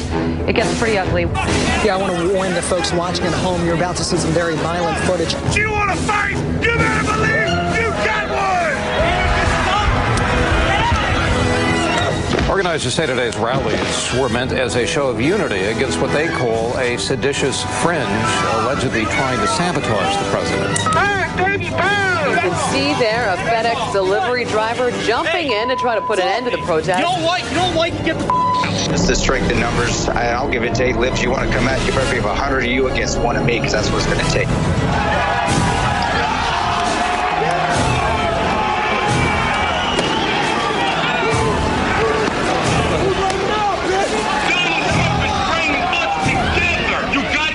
This is the heart of 1776.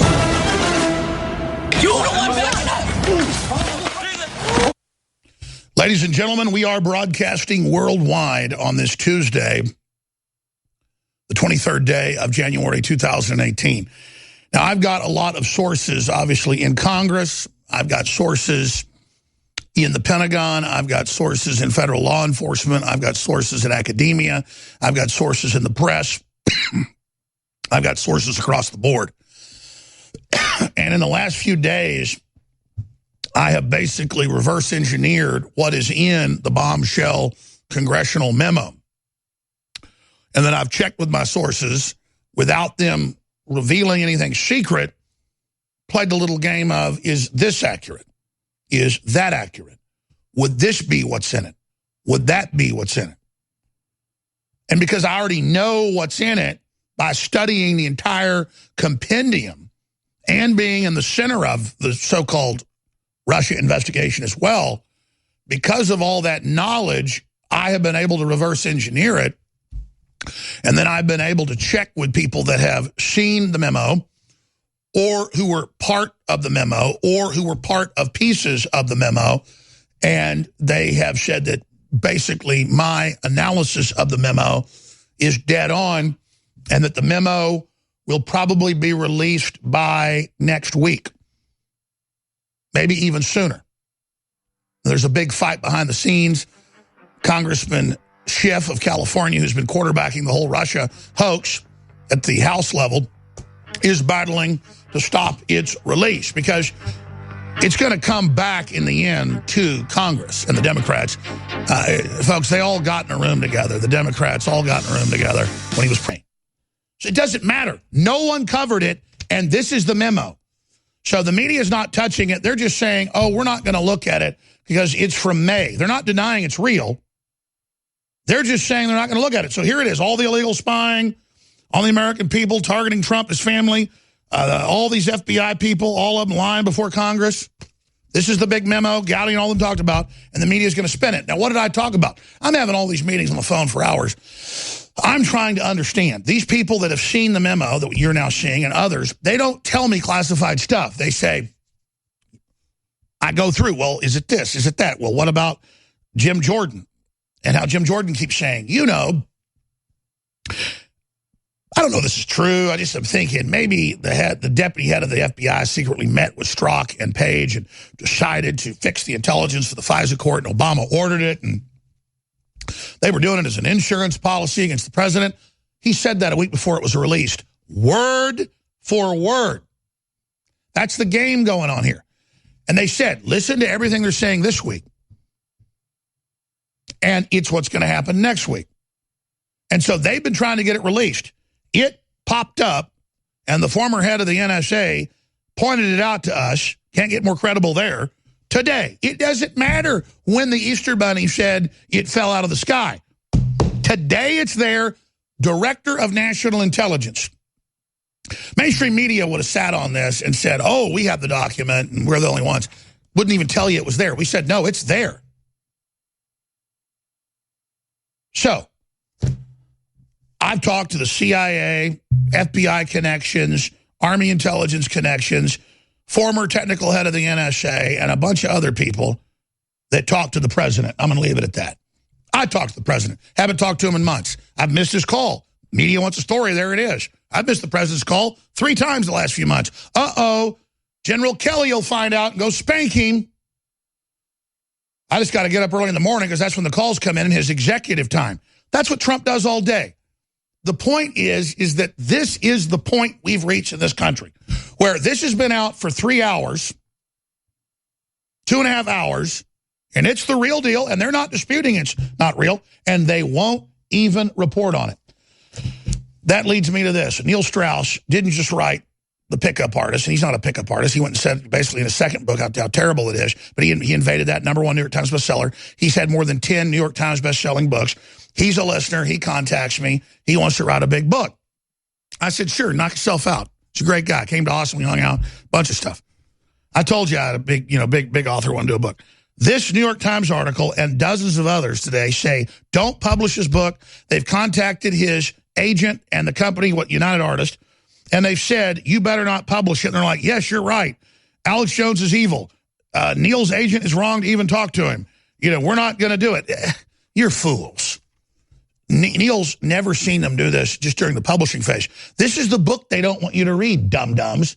We already had this planned, idiots. We already figured they'd publish it, print it, and like Milo, ban it. Then we sell 5 million copies. Now it'll be 10 million. Bozo the clown's what you are. So you got played again, Jack. CNN money. Oh, the evil Alex Jones. And you know what? We need to sell 5 million books to fund this operation. So, yeah, it's the secret history of the modern world and the war for the future. You like that? Neil Strauss is a really smart writer. Meeting with him for days. He's smarter than I am. He gets this better than I do. And I'm not just saying that. So I'm really proud. We're going to publish this book one way or the other. But this is what America is. These people trying to block us putting a book out. That's the private intelligence networks that within one day of the book proposal going out, well, we've already got publishers wanting to publish it, but we want to go with the biggest. If we're going to go that route, we're not sure. Ladies and gentlemen, this is insane. So, hey, they're trying to shut us down everywhere. Not Google's banning us from ads. That cut off $5 million a year we're making. We need your support because I've got over 100 crew members. We're expanding, huge studios, satellites. We want to spend $1.5 million the next year to be on 3 different satellites. We got UHF, VHF cable of the hundreds of stations lined up. I don't want to say this, but the Clintons are out of power. I can't send that hit team as easy anymore when I got mine on the roof. But the point is that it's on, ladies and gentlemen. Infowarsstore.com, whether it's the Caveman Ultimate Bone Broth, whether it's the Immune Wall, our latest product, Pollen Block's amazing. We got 2 specials about to end. 40% off Survival Shield X2 and Secret 12. Infowarsstore.com. Your purchases fund the operation that brings victory. Waging war on corruption. You found it. The front lines of the human awakening. It's the Infowar. And now, Alex Jones. We're going to Ted Malloch for the balance of the hour here in about a minute. I predicted it in the first hour because I was briefed on this memo in the last 2 days. I said I was going to break it down. Then William Binney, the former head of operations of the National Security Agency, said this just went up today. It's marked months ago, but I just got this from my contact, and we talked about that. I'm not going to say it on air, but he advises the president. And I said they're going to spin this that this isn't the classified memo because it's about 10% blacked out. Then Congress has written a memo, as I said before we even broke this down, of this memo with all the perjury that the Democrats engaged in and the other info they have in a memo that they are creating that they call the secret FISA court memo. So they're trying to create a 4-page memo off the 100 or 99-page memo. This is the memo. And I said, watch. You can pull up the video, first hour. I said, they have these globalist-run media outlets by Soros, like Right Wing Watch and Media Matters, that before the media reports will put a blueprint out. And they'll probably say, this isn't the memo. Alex Jones really thought he had the classified memo. And they go on to say, it's just the court's opinion. No, it is the top secret memorandum, opinion, and order. It's an order. Court's opinion is its order. Oh, it's just an opinion of the court. That's an order. But notice they say, oh, it's just an opinion. This is the memorandum. This is the full memorandum. Nunes has seen the groups that did it and who ordered it, the blacked out areas and the signatures. Man, and watch the media will go with this, and they'll just say, oh, never mind, this memo doesn't matter, when it's the biggest memo, bigger than WikiLeaks, William Binney said. He said this is the biggest thing he's ever seen proving illegal spying, and this is the one they just put out today. Obviously, Trump had this released, the Office of National Intelligence, and this is their blueprint now, just like CNN says, don't publish Alex Jones's book with the best-selling author, and harasses the talent agency, and then they're over here saying nothing to see here. Ted Malloch, again, is a best-selling author in his own right, writes for major newspapers across the country, writes a lot of great stuff at WorldNet Daily and Infowars.com as well, and he joined just to cover Davos that's kicking off tomorrow, and Trump that's going to be there on the 25th. Such huge news, but first off, navigating the art of spin. We should also give it your website as well, Theodore Roosevelt Malloch. The End of Ethics and some of your other great books we'll talk about. But what in the Hades? This is next level spinning here. It's like when Como got on CNN and said, we can read WikiLeaks, but you can't. If you read it, you'll go to jail. You have the document everyone's looking for, and they're saying, don't worry about it. It's no big deal. Alex Jones is fake news, even though I just had the former head of the NSA on. What do you say, Ted Malloch? Well, I'd say gotcha. I think you got him. I mean, we've all been waiting for this memo. They say it's going to take 19 days to clear those black boxes so that we can see some of it. We're guessing what's in there. You've heard some of the Freedom Caucus members talking about it. They can't obviously disclose what's in it because they're under confidentiality agreements, it's secret information. But this memo, I am told, is going to smoke a lot of people out of the FBI and the Department of Justice. So can't wait to see the whole damn thing. I was about to say, the word is, a lot of the 4 pages is what's been redacted. Yeah, of course, that's what it is, redaction. They black out boxes. I mean, there's some government documents, you get them, and there's one word on a page. Everything else has been blocked out or blacked out. So, yeah, I think we got him on this one, and Trump wants this out. This is going to get out. Yeah, it sure is. Benny was giggling about who gave him a call. I'm just going to leave it at that. But Trump is on the hunt here, and that's really, we see the head of the EU. We see Macron admitting it's all collapsing. What you first predicted a decade ago when Davos man got out of it, and because you're known as the Davos man. How does all this tie together? And their war on the American recovery? More and more, I see Communist China in the Washington Post admits buying off our universities, trying to finance the Democrats for government shutdown. I mean, it's not Russian collusion, it's Chinese collusion from my research. Well, there is certainly collusion on many fronts. I went to see this movie, which I hope you've seen and others should see, The Darkest Hour, this weekend, about Churchill coming to power after Neville Chamberlain, was such an utter failure trying to appease Hitler in 1940, May of 1940. My dad this weekend saw it. He said it's one of the best movies he ever said. And he said it's an echo just like Trump. Is that what you're about to say, is that we were in our darkest hour? Your father and I think a lot alike, as you know. And I wrote an article. It's going to come out this weekend in a major newspaper. The title of the article is Trump is Churchill. So, we're facing the same dark hour. We need a man of courage. And Trump is that man. And I make the comparison in the article. But what we're really here to talk about is of course, Davos. This is Davos week. I think you'll get a giggle out of this. Your listeners will. They had 30 inches of snow in Davos overnight, which is why I'm wearing this scarf. It's the most snow ever in a single day. So it's a real snow job this year. It was kicked off this afternoon when the Prime Minister of India, Mr. Modi, gave his speech, and Trump is, if the helicopters allow him to coming in with, I think, 7 members of his cabinet, Gary Cohn and General Kelly and everybody else, and he'll be speaking at the end of Davos this year on Thursday evening or Thursday afternoon. And wow. The theme of Davos, you'll get a kick out of this. There's always a major theme. The theme is creating a shared future in a fractured world. You want me to translate that for you? Yes. That means we have to go back to globalism because all of these nationalists and all of these protectionists and all of these Trump lookalikes are beginning and in fact succeeding in fracturing our globalism. Well, yeah, exactly. They admit that. So it's falling like dominoes now, but I don't ever want to be hubris-filled and too confident like the wolf says in Pulp Fiction. Let's not start you-know-what yet. I mean, how are they going to strike back, Mr. Malloch?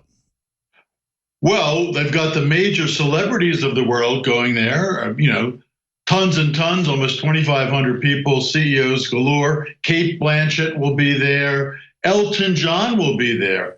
A lot of Bollywood stars, because of the Prime Minister of India, are there.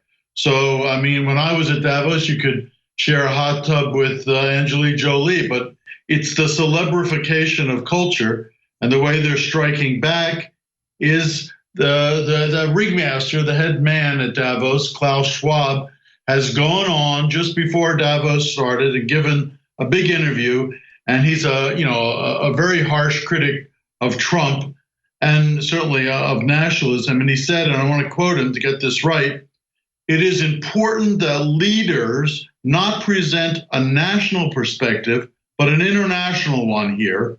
And the presence of Donald Trump as president of the United States will hopefully provide him with a better global perspective." Wow. So what they're going to try to do is re-educate our dear president. I don't think it's going to work too well. Let's talk about what Trump's going to do when he gets there on the other side with Dr. Ted Malloch.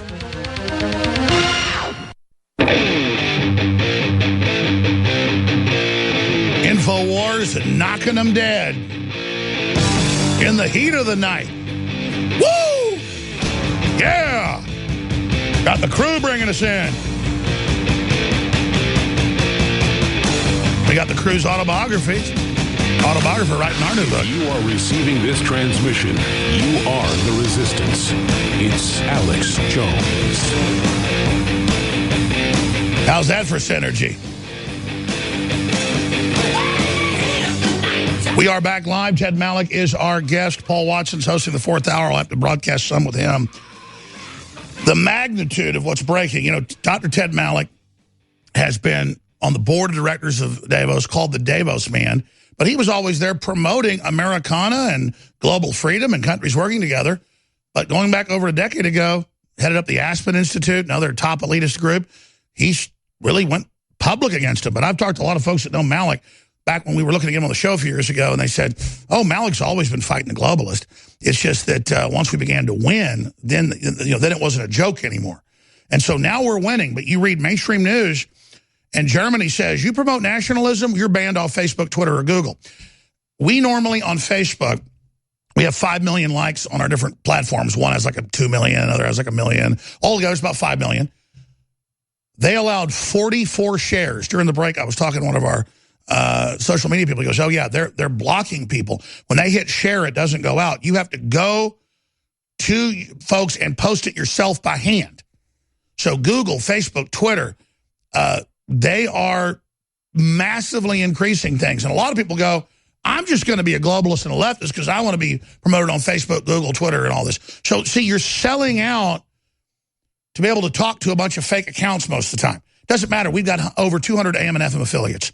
We're getting a whole bunch of TV affiliates. We're blasting out despite all the censorship. And I'm not bitching about the censorship. I'm just saying this is classic authoritarianism. They want to kick the president off his Twitter. So, again, we're still winning. But we should not underestimate how the globalists are going to strike back. And, you know, Ted Malloch, you've got Donald Trump's big choice at Davos. A lot of people said, oh, he's a traitor going. I wish they'd let me in. I mean, all he does at these global events is stand up for America. Soldiers, snipers, and security at Davos. You've got that report. World Economic Forum in Davos out to heal a fractured world. You talked about it earlier. They're going to heal the fracturing under their control. One ring to rule them all and in the darkness bind them. So a true Sauron operation. Davos, peering behind the elite curiosity curtain. So you are the big Davos insider. Recap for folks your trajectory in life and how you got to the highest levels of this, and then why you yourself got out of it, Ted Malloch. Well, I'm a scholar, diplomat, strategist. I've been in a number of important places on Wall Street, in the State Department, Senate Foreign Relations Committee, ambassadorial role in the UN. But I was invited when I was in Geneva, Switzerland, to become part of this Davos cabal in its early days, help them get American CEOs to come and help them develop some of their country strategies, industry strategies, bring some of the financial. And how did you get involved very near the genesis of what is now, was the most powerful group in the world? Now they admit, as you said a decade ago, it's fallen apart. Well, I mean, in my case, it was being in the right place at the right time. I was in Geneva, Switzerland. They're based in Geneva, Switzerland. They like smart people. Some people have claimed I'm a smart person. I knew lots of Americans, had been in American corporate finance and in American financial circles. So they wanted what I had, access to people. And, this was in the period around 1988. So Reagan was just ending his term, and the first Bush was coming to power. Because listen, I'm not kissing your butt. People need to know you were a darling of Davos. You were like the cat's meow Davos man, exactly, helping bring it from powerful to really, super powerful. And then that's why I want to know that trajectory. What made you get out of it? Well, I write about this at some length in my memoir, Davos, Aspen, and Yale, about my life behind the elite global curtain, and the role that access that I had, the information that I had, the people I met. But I was always somewhat cynical about Davos, about its leadership, and about its very silly, we're going to save the world kind of mentality. We call it the Davosian spirit. And there is almost a spiritual New Age element to it. I mean, Davos has always been around and about, and it is very much this year, we'll talk about it, about risk, risk, risk. The world is always a risky place, and these are all the risks. They have a list of risks, and we're going to make it better. And the way we make it better is going through them, accessing their global power and using globalism to make it better. Sure, you put them in charge, and they're all hopping around like New Age fairies. That's the whole idea. They never talk about the rewards in the world. They don't want to talk about wealth creation. And in effect, what I believe, and I came to believe, and I believe it even more strongly now, that there's a kind of subtle anti-capitalism here. It's blatantly anti-religious, but it's really subtly anti-capitalistic. And there are a few people in this cabal, Soros among others, you go down the list of names, who really want to control things. So when you go to Davos, they talk about things like multilateral regimes. They talk about multilateral solutions. They talk about inclusive growth, about poverty, about the old 1%, owning all the wealth. They talk about this year, climate change. But I've noticed under their policy, Dr. Malloch, the third world's gotten poorer than ever, and the elite controlling all the wealth's gotten bigger than ever. It's funny. It's kind of like their carbon tax 7 years ago, doubling carbon taxes on third world countries than the West. It was actually the opposite of what they claimed they were doing. Oh, there's been more wealth created, and it's gone to more people in the last 20 years than ever before. They don't want to really talk about that success model. They don't want to talk about really free enterprise. They're interested in what they call models of cooperation, which sounds nice, but it's really another way of saying crony capitalism. The UN and their goals of sustainability are really the only objectives for humankind. So you're saying there are a group of billionaires, this is key, a group of billionaires committed to UN global governments so that they can have governmental power for their monopolies. For themselves. And they have this corporate governance model called multi-stakeholder theory, where, again, they're not interested in shareholder capitalism as much as they are in, future generations or the environment. And if you're going to Davos, if you use the re-word in front of every other word that you're going to use, every other verb in particular, then you'll be very accepted. So this year, they're talking about reshaping industry. That's the theme this year. Reshaping industry. Everybody has to be global. Everything has to be global. But that translates, means takeover. We run things. We're going to run your life. We're going to consolidate power. Let us run your life. We're liberal. We're trendy. You sound like you fit right in, Alex. You can go over there and mouth it. But really, they're going to slit your throat. That's the cover. Yeah, I get it. Keep going. Well, last year at Davos, Davos happens, in the eastern part of Switzerland, in Graubünden, German part of Switzerland, actually the old Nazi part of Switzerland, interestingly. Very interesting history. But as long as Nazis go, it's okay. I'm sorry, go ahead. Last year, Davos took place just days after Trump was elected. So I went back and checked, and they said last year at Davos, Trump is going to be a normal president. Don't worry. Ignore his tweets. Ignore his bad behavior. He's going to mature and grow up. He's going to become presidential. This is a direct quote. He's going to be just like us. Wrong. What they said is Davos, man, is very much alive last year, that there will be no travel ban, that NAFTA is the greatest thing ever invented, and there is no need, underline no need, to build a wall on the Mexican border. And economic growth under Trump will be worse than before. The dollar will be weaker than Ted Malloch, before. So we know they're shoveling bull. Do they believe this? Oh. Well, stay there. We'll come right back to you on the other side to finish up with this, because this is really important. And Paul Joseph Watson from His Britannic Majesty's London, England, will be joining us. Again, we just broke the big FISA secret memo, Infowars.com. Welcome back. Alex Jones here live. We published today the redacted memo the media completely ignored that Nunes is talking about. The memo he's putting out has some of the redactions in it. They're looking at the classifications, but we already know, as William Binney said, who's met with the former, well, not the former, the current head of the CIA and others, this is Obama and Hillary and others ordering illegal spying on Trump. And the media tries to spin it and say, well, they put out a press release in May that the court had put out this finding and this memorandum. Well, yeah, but they didn't put the whole thing out. And that's what this is. So we're here pointing out it's on Infowars.com. And they don't want you looking at it. So I'll explain that once Paul Watson joins us at the start of the next hour. Going back to Ted Malloch, who's been a big insider, one of the top guys at Davos, and what it's degenerated into and what it's telling us and what it told us was going to happen. You're basic. I mean, did they believe all this about Trump, that he would back down to them? Or were they trying to put a good face on it? What's happening to Davos? What's happening to the EU? What's happening to the New World Order? Well, I mean, I think they're trying to hold their ground. They see the world as fractured. They admit that Trump is in part responsible for those fractures. And he surprised them and said, I'll take your invitation to Davos, and I'll come over there and I'll give you the same inauguration speech I gave last January in America, and I'll tell you the truth. Now, last year at Davos, Anthony Scaramucci, I don't know if you remember that name, he's a Davoser. He went and said that the president offers, and I quote him, great hope for globalism, that Donald Trump is really a closet globalist. Now, if you believe that for a minute, I've got some other bridge to sell you. Of course, Mr. Scaramucci lasted 10 days in the Trump White House.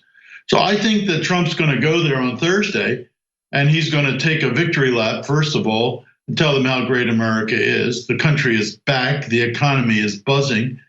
We've got low unemployment. We've got high stock market performance. And it's a great place to invest now that we've got our corporate tax rate down to 21%.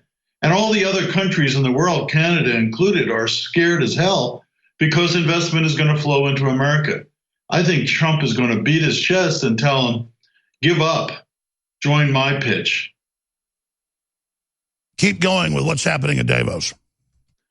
Well, you've got your normal 300 sessions on very interesting topics, everything from swamis with headgear to, why you have to change your diet completely and become a vegan, to why the world is a riskier place by the hour. So you've got all these high-powered people high up in the mountains in the Swiss Alps, cavorting with each other, partying late into the night. I tell all the stories again in this memoir, Davos, Aspen, and Yale. Some of it is a little salacious. I don't want to talk about it online or on television. Well, tell us a little bit. Folks are going to read the book, but this is a big party.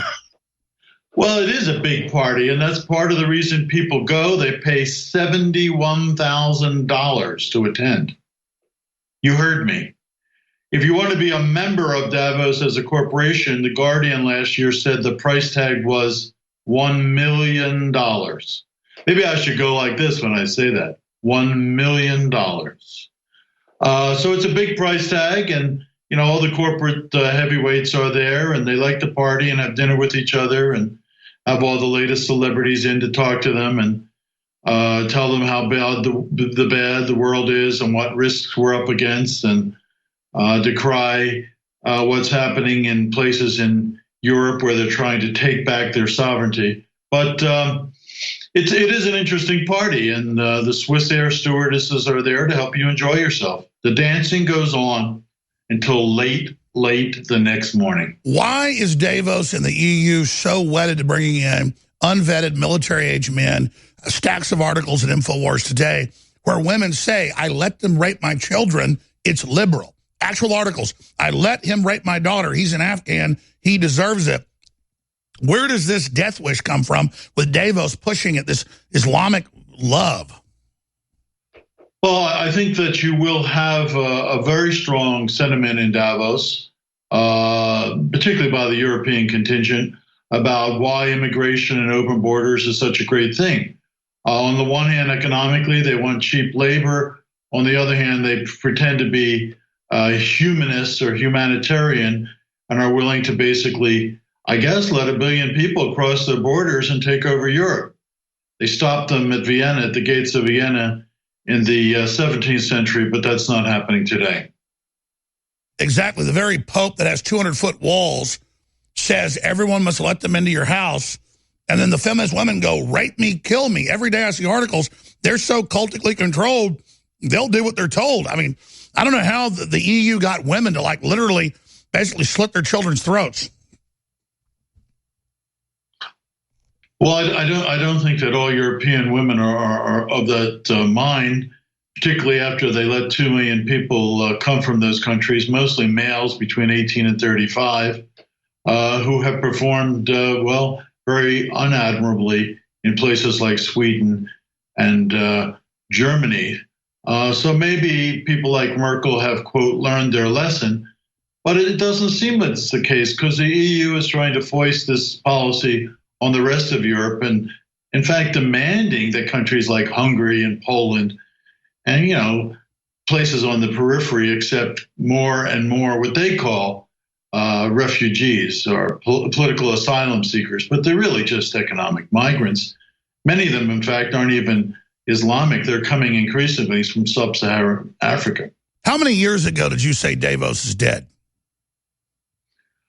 I wrote Davos is dead probably now about 6 or 7 years ago. And I think every year that goes on, you could say there's more and more evidence to that.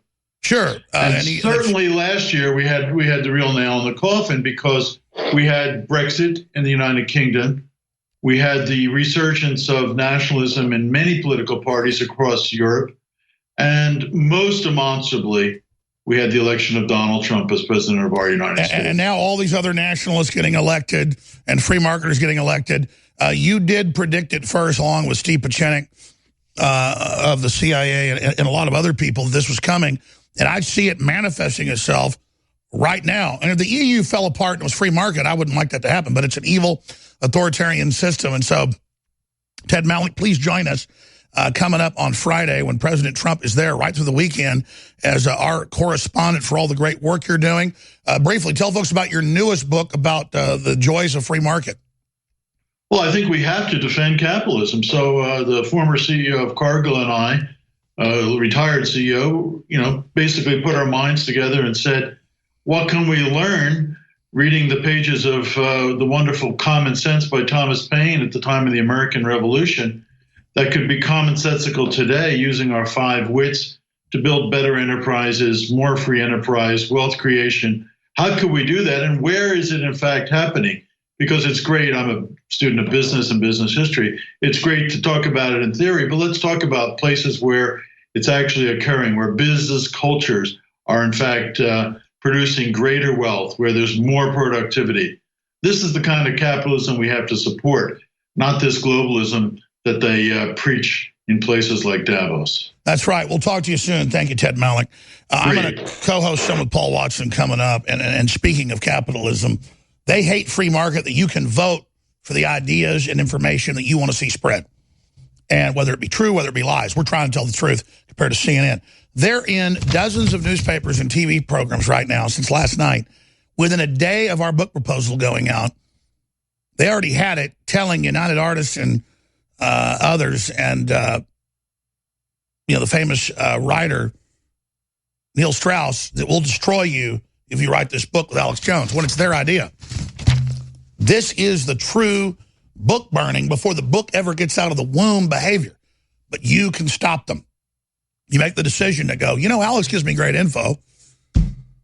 It's your financial support that makes it all possible. So I thank you humbly and I salute you. Stay with us. Watson coming up. Resistance to tyrants is obedience to God. It's Alex Jones. You can run on. All right, Paul Watson's taking over. I want to recap the latest info briefly at the start of the next segment on how we published the document that Nunes and Gowdy and Jordan are talking about. It has some excise parts. That's the separate memo they're talking about, as I said at the start of the show, that is going to have all the proof of the perjury to Congress in it. But this got no attention. And the media is trying to spin it and going, well, it was released by the Office of National Intelligence, so who cares? This is the memo. They're calling it an opinion. It's memorandum, opinion, and order. It's the court order. Courts call their orders the court's opinion. So Soros groups are the only ones reporting on this right now to get their talking point out. But Paul's got the info how they're saying you're Russian bots. You know, if you don't want the EU running your life, or if you want to have lower taxes, or if you want to live longer, it's a Russian bot. No one like good old most corrupt member of Congress. I mean, even the Democratic Party admits in studies that Maxine Waters, you know, $12 million to her husband's bank she gave to him. She says that Trump got drain the swamp and lock her up from Putin, because none of us can think like, if I want to say, hi, Paul, how you doing today? Great to have you on. Putin has to go, say, hi, Paul, how you doing today? Great to have you on. Somebody say, yes, Lord Putin. Hi, Paul, great to have you on today. Good to have you here with us. Putin just said, how you doing? What's coming up today? The funny thing about it is, Alex, when like friends ask me out, so are you colluding with the Russians? I'm like, I can barely even collude with Alex Jones. So how on earth am I going to collude with Vladimir Putin? But they've now come out and said, and they've actually released a guideline of how they treat Russian bots. And on this guideline sheet, it actually says, you may not even know, Alex, that you're being controlled by the Russian bots, but you are being controlled by them. And now Twitter's sending out emails to people who started accounts after the election, like way after the election in summer 2017, saying, you followed or retweeted a Russian bot during the election. And they've sent this out to 677,000 people. This is huge. This is their excuse. As you said, it's a fraud to say your speech is a Russian bot. We're banning you. Yeah, that's the entree to that. Now Schiff and Feinstein are out. They've written a letter to Jack Dorsey, Twitter CEO, and said the whole release the memo hashtag, the whole campaign is a Kremlin plot. And obviously we saw with the congressional hearing, which we talked about last week, where they get up there and say, oh, yeah, we've got to stop these Infowars hashtags or these stories or Breitbart or whoever from trending. This is what they're going to try and push through. The reason why it trended was because Republican congressmen were out on every TV station. No. Trey Gowdy's a Russian bot. Lord Putin, they're shutting us down. What do we do? Yes. Oh, I mean, this is ridiculous. So obviously it's blowing up in their face as the Secret Society comes out, the La Cosa Nostra and the FBI. I mean, as it comes out, the whole thing was a fraud. What are they going to do now that he says, ban it all, block it, Twitter, block it, it's Russians, the Russians are coming? Well, they're going to start the crackdown. They're going to intensify it. I posted something from somebody who received an email from Twitter saying, you know, you're affiliated with a Russian bot, which is basically a warning to people. It said, I received an email from Twitter stating I followed and or liked content from a Russian government-linked organization during the 2016 election. That account was yours. So now I'm part of a Russian government organization. You are a Russian agent. Disappear you now. It's actually happening in America. You are a Russian agent. I've kept it quiet all this time. So they're basically just contacting Trump supporters who say they didn't even create accounts until summer 2017. And it's a new intimidation. Listen, you're a damn foreign agent. This is pure bullying. Yeah, it's Twitter now bullying new accounts, telling them they're Russian agents. It's a complete hoax. The entire overarching organization supposedly controlling all these Russian bots, they got like 280 million impressions during the whole election. Alex, during the height of the election, I got that on my only account in 1 month. So apparently I'm more powerful than the entire Russian bot Kremlin network. No, comrade, you are Putin's son. The truth, I am Putin's little brother. You did not know. But we joke, they're coming for the censorship because we're kicking their political asses. Stay with us. This is huge news. From the front lines of the information war, it's Alex Jones.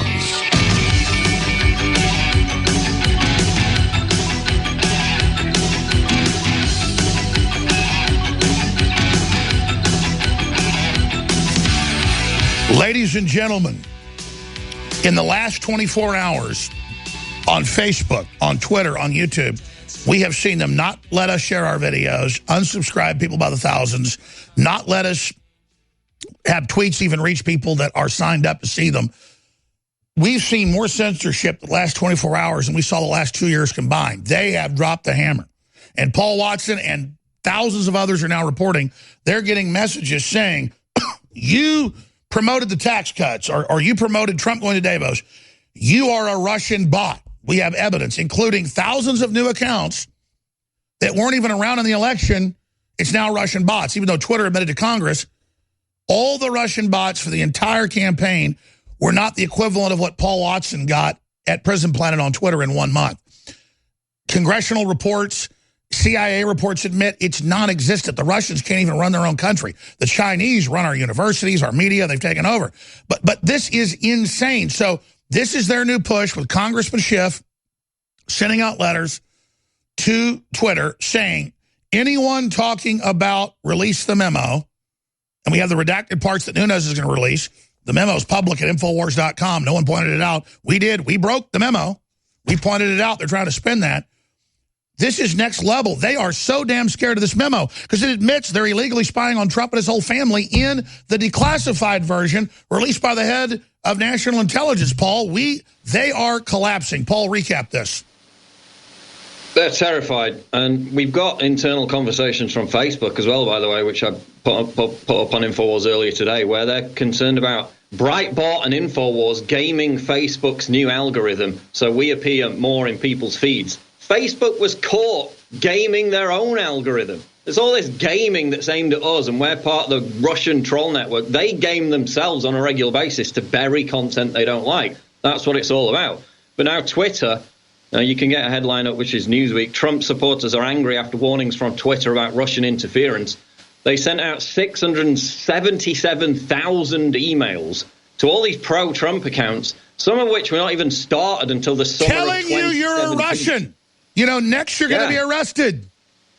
Saying that they'd identified and suspended a number of accounts that were potentially connected to a propaganda effort by a Russian government-linked organization known as the Internet Research Agency, which is the same agency that got 280 million impressions on Twitter during the whole election cycle, which is pathetic. I got more than that in 1 month, just my one account, not including all the other accounts that are way bigger than mine.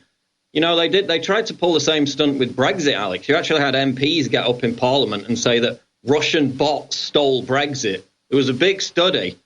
Russian-linked accounts spent less than $1 on Brexit ads, less than $1. You know, with Facebook, you have to spend like $1,000 to get anywhere. They spent less than $1. Again, complete baloney.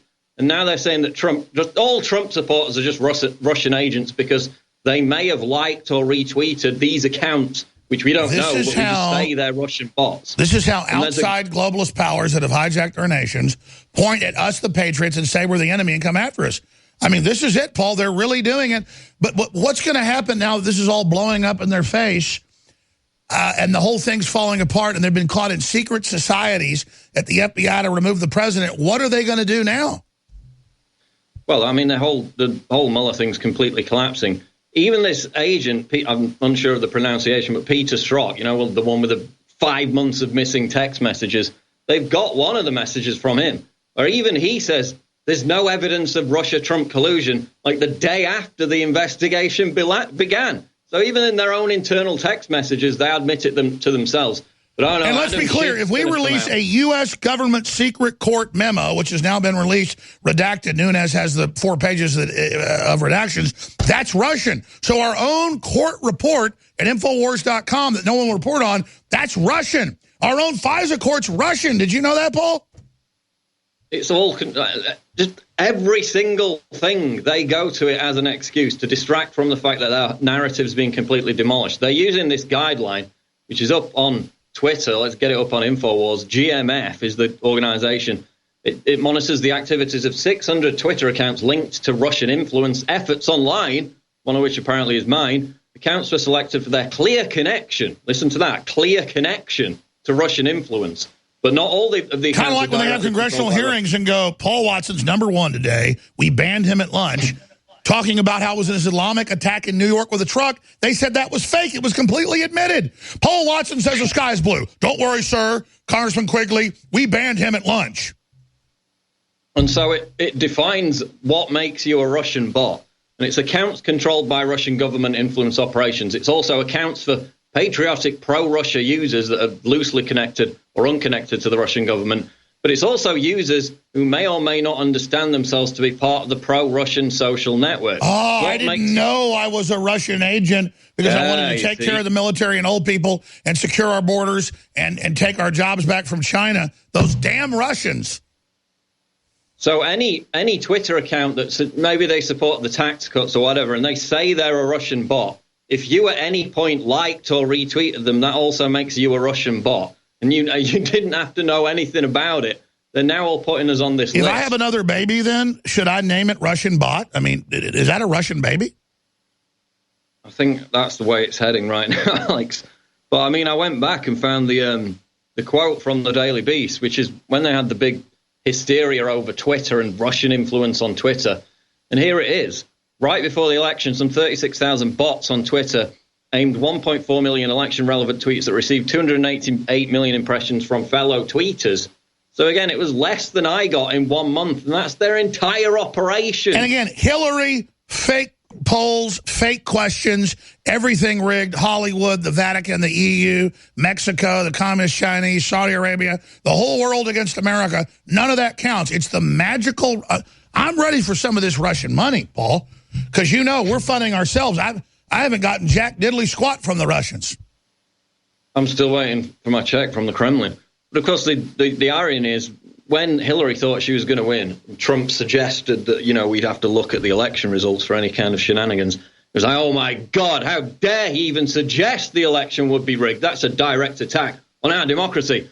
What happens the very day after Trump wins? Oh, it was rigged. And they've been on this same narrative for a year. So let me ask you this, though. They are losing now, and I don't just put things in a nice pose to, like, just be positive like they do and lie.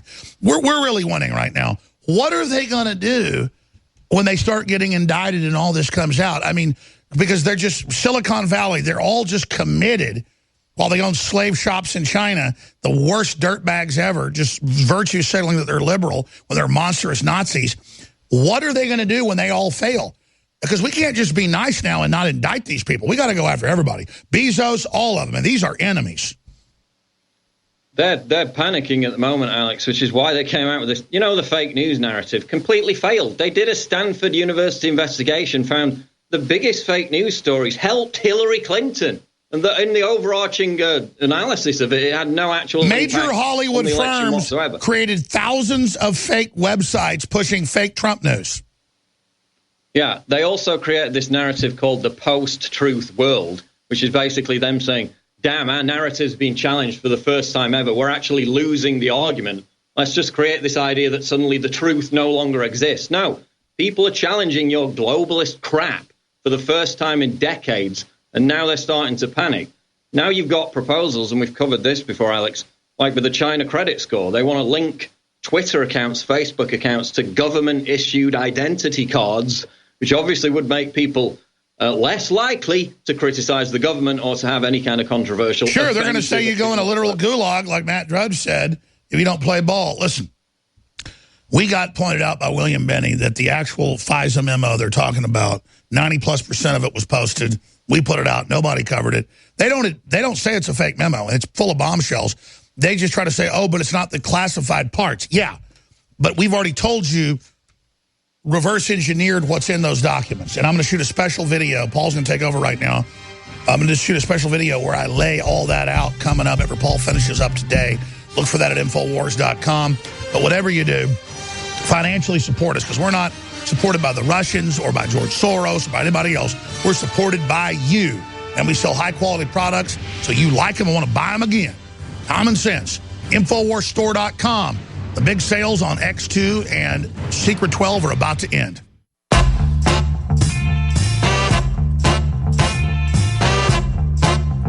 You found it, the tip of the spear. It is the Alex Jones Show. And now, your host, Paul Joseph Watson.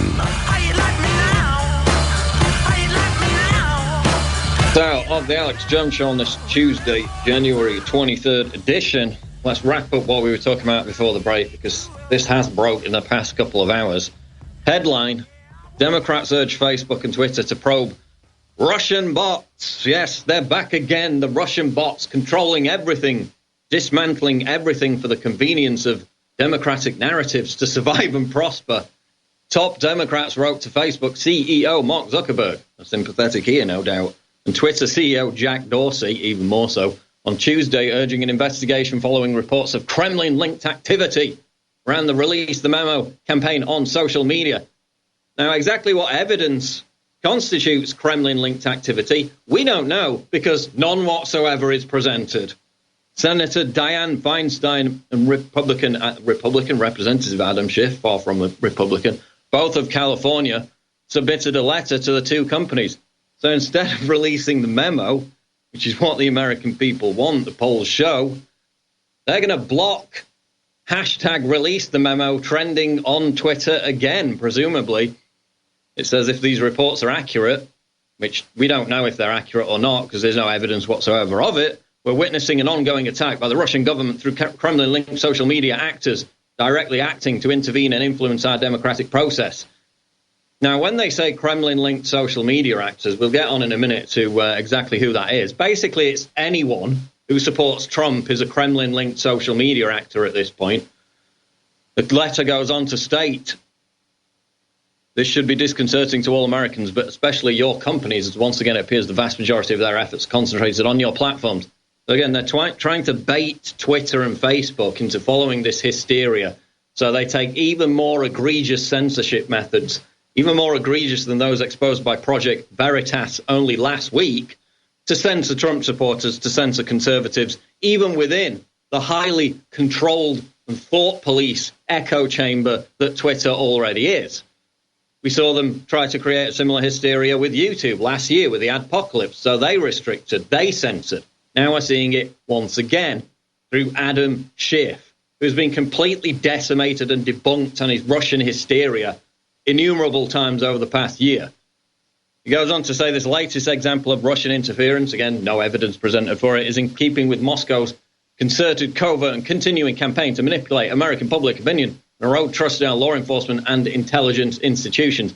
These are the same people who defend people like this Peter Strzok, obviously hyper-partisan, biased, abusing their power, but then they say, oh, the Russians, the mythical Russian bots are the ones eroding trust in law enforcement.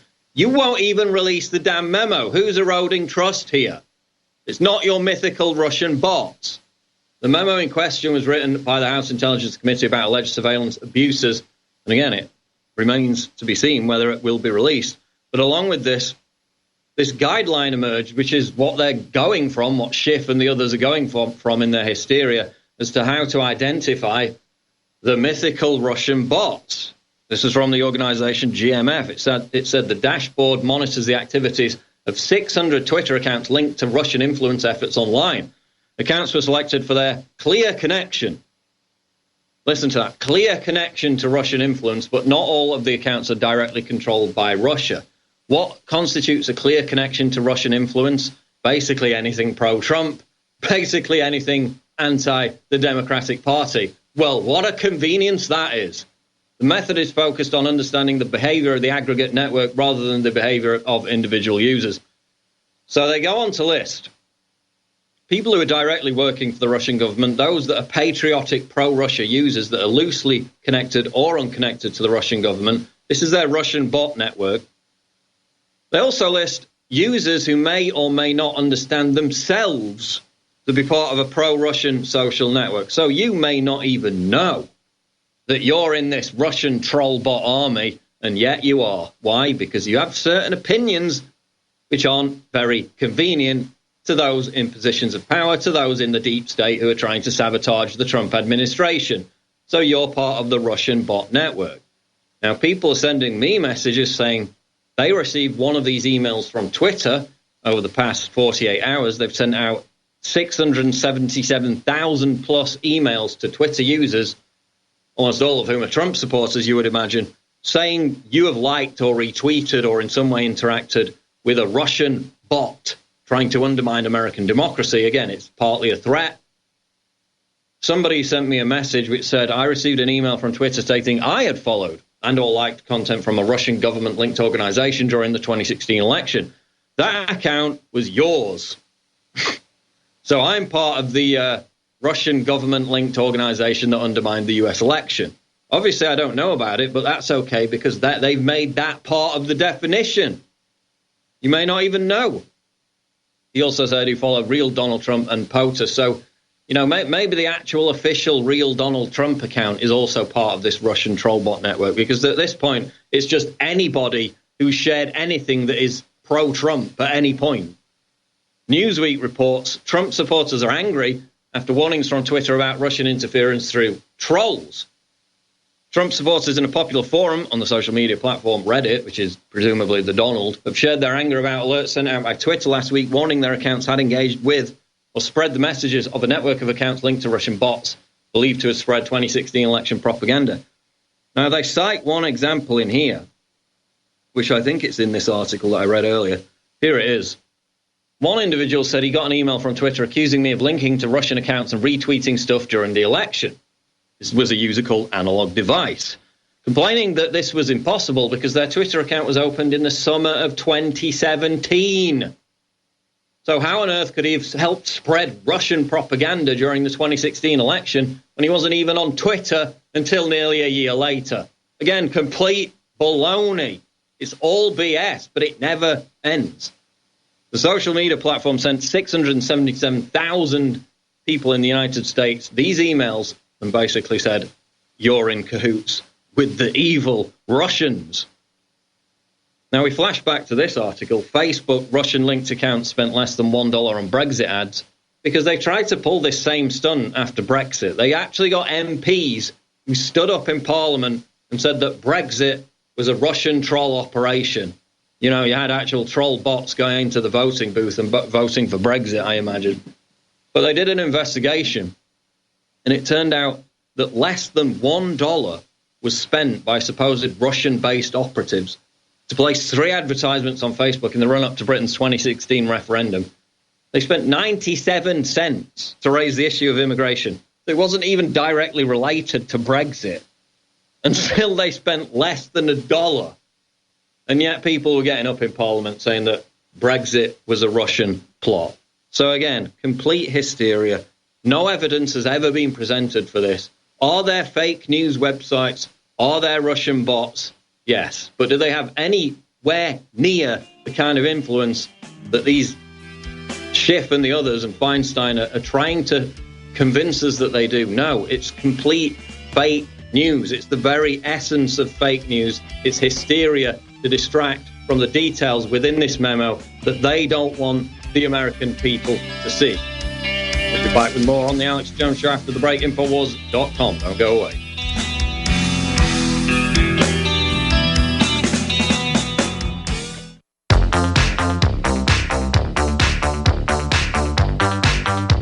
News, analysis, reports.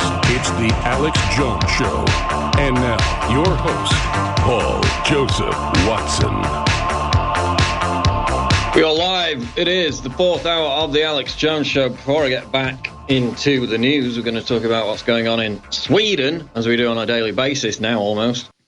Before we get back into the global news, I just want to mention this because it came out about an hour ago up on Daily Caller. Even Peter Strzok, this guy who schemed at the top of the FBI, you know, he was the one who came out with the insurance policy in case Donald Trump won, which, of course, was the Russian hysteria investigation. Headline is, in jaw-dropping text, Peter Strzok expressed concern about joining Mueller team. The FBI's top agent on the Trump-Russia investigation sent a text message last year that one top Republican senator says suggests he saw no evidence of Trump campaign collusion. So even the guy who all this controversy swirls around now as being, of course, hyper-partisan and biased because he hated Trump, as has been proven over and over again, even he thought there was no evidence of Russian collusion right back when the investigation began. The text message is, quote, jaw-dropping, Wisconsin Senator Ron Johnson, the chairman of the Senate Homeland Security and Governmental Affairs Committee, said in a radio interview today. He read aloud a May 19th, 2017 text that Strzok sent to Lisa Page, an FBI lawyer, and his mistress. He said, quote, You and I both know the odds are nothing. If I thought it was likely, I'd be there, no question. I hesitate in part because of my gut sense and concern that there's no big there. So he's referring to the Mueller investigation, which had kicked off just 2 days earlier. So even him thinks that it's a complete baloney farce. And yet here we still are today, having to deal with it, having to rebut this narrative over and over again. With, of course, now, as I mentioned before the break, Adam Schiff and Dianne Feinstein basically claiming that anyone who circulated the hashtag Release the Memo campaign, anyone who helped get it trend, was part of a Russian troll army bot network. It had nothing to do with the fact that you had congressmen all over the media for like 2-3 days solid talking about it. That's not why it trended on Twitter. No, it was those mysterious Russian bots once again. It isn't that convenient because then they can use that as an excuse to distract from the contents of the actual Pfizer memo. Again, relying on the convenience of this Russian bot hysteria to distract from their own scandals, from their own corruption over and over again. This is an article up on Infowars.com right now. Sweden, my favorite country. Feminist mother refuses to report Afghan refugee after he sexually abuses her 12-year-old daughter. Now, this was supposedly an 18-year-old, as we know from Sweden. They did a big study. The official government forensic bureau did a study and found that 3/4 of so-called child refugees were not children, they were adults. Now, a feminist mother in Sweden refused to report an Afghan refugee who was living in her house to authorities after he sexually abused her 12-year-old daughter. She put the sanctimony, she put her concern for this Afghan refugee above concern for the safety of her own child. That's how intense the brainwashing, the indoctrination, the re-education is at this point in time in Sweden. The 45-year-old woman was working at a refugee center in Salzburg when she began having a sexual relationship with the refugee who claimed to be 18 years old. Of course, we've seen numerous cases before, especially at the Calais migrant camp, which was supposedly bulldozed, but is basically coming back into place right now, of these refugee workers having sex with migrants. I mean, that's what they're into. That's probably part of the reason why they want to get the job in the first place. Now, this woman began a sexual relationship with a refugee who was 18 years old. He was about to become official, so he had to leave this refugee center, and she allowed him to move into her family home. She was divorced, but she had kids. This 12-year-old girl had some big sisters as well. And surprise, surprise, within a short period of time, the migrant began sexually abusing the woman's 12-year-old daughter, kissing and hugging her, before one incident in September 2017 when the Afghan put his hands inside the girl's underwear and groped her vagina. Now, we saw the German propaganda, the public television network, because this is in my video last week, where they showed a relationship between, obviously, an adult Syrian migrant, probably in his 30s, and a 16-year-old girl, again, portraying it as natural, normal. Now we have this happening in Sweden. So the daughter, the 12-year-old, obviously complained to her mother that she was being sexually harassed, sexually assaulted by this Afghan migrant, and the mother did absolutely nothing. She didn't report him to authorities. She didn't even kick him out of the house. It wasn't until the girl refused to come home from school and then told her father, who's divorced from the mother, that this had taken place. The big sisters also knew about it, and they were told by the mother to shut up. She said, quote, when it went to trial, I'll tell you what happened in the trial. She said, quote, I thought so much about him that he could stay with me.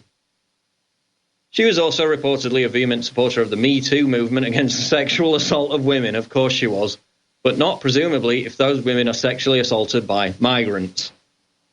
Remember what happened in Cologne after the mass molestation of women on New Year's Eve 2015. The very next day, the feminists all went down to the local migrant center to hand out roses. So it went to trial. The Afghan received just 100 hours of community service for the assault and will not be deported because this is Sweden and it's gone completely insane. So he claimed to be 18. Chances are he was an adult, given that 3/4 of so-called child migrants are adults in Sweden. Their own National Forensic Medicine Agency confirmed that. And, of course, we had the figures released from the official criminal statistics agency, BRA, last week that showed rape cases across the country, which is already the rape capital of Europe, increased 10% in 2017. So Sweden continues to enjoy the benefits of cultural enrichment, and now so-called feminist mothers are placing their concern for Afghan migrants over the safety of their own daughters. That's how intense the brainwashing, the propaganda, the re-education has become in Scandinavia. We're going to tell you where Abu Bakr al-Baghdadi may be hiding after the break. Of course, the leader of ISIS. Take one guess as to where that could be. We'll be back after the break. This is the Alex Jones Show Live. Breaking news at Infowars.com.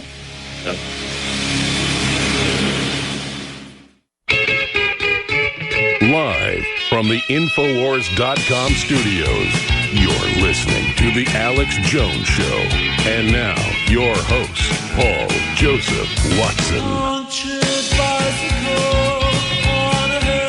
There's a headline up on the Independent website, and it's possible they've changed it by now because it's completely libelous. Tommy Robinson, who, of course, has been a guest on this program many times before, is in the news today. It came out in the trial of the individual, the Finsbury Park attacker, because you remember that Darren Osborne drove a vehicle into a crowd of Muslims back, I think it was in June last year. Terrorist attack. We called it a terrorist attack at the time, but now it's gone to trial.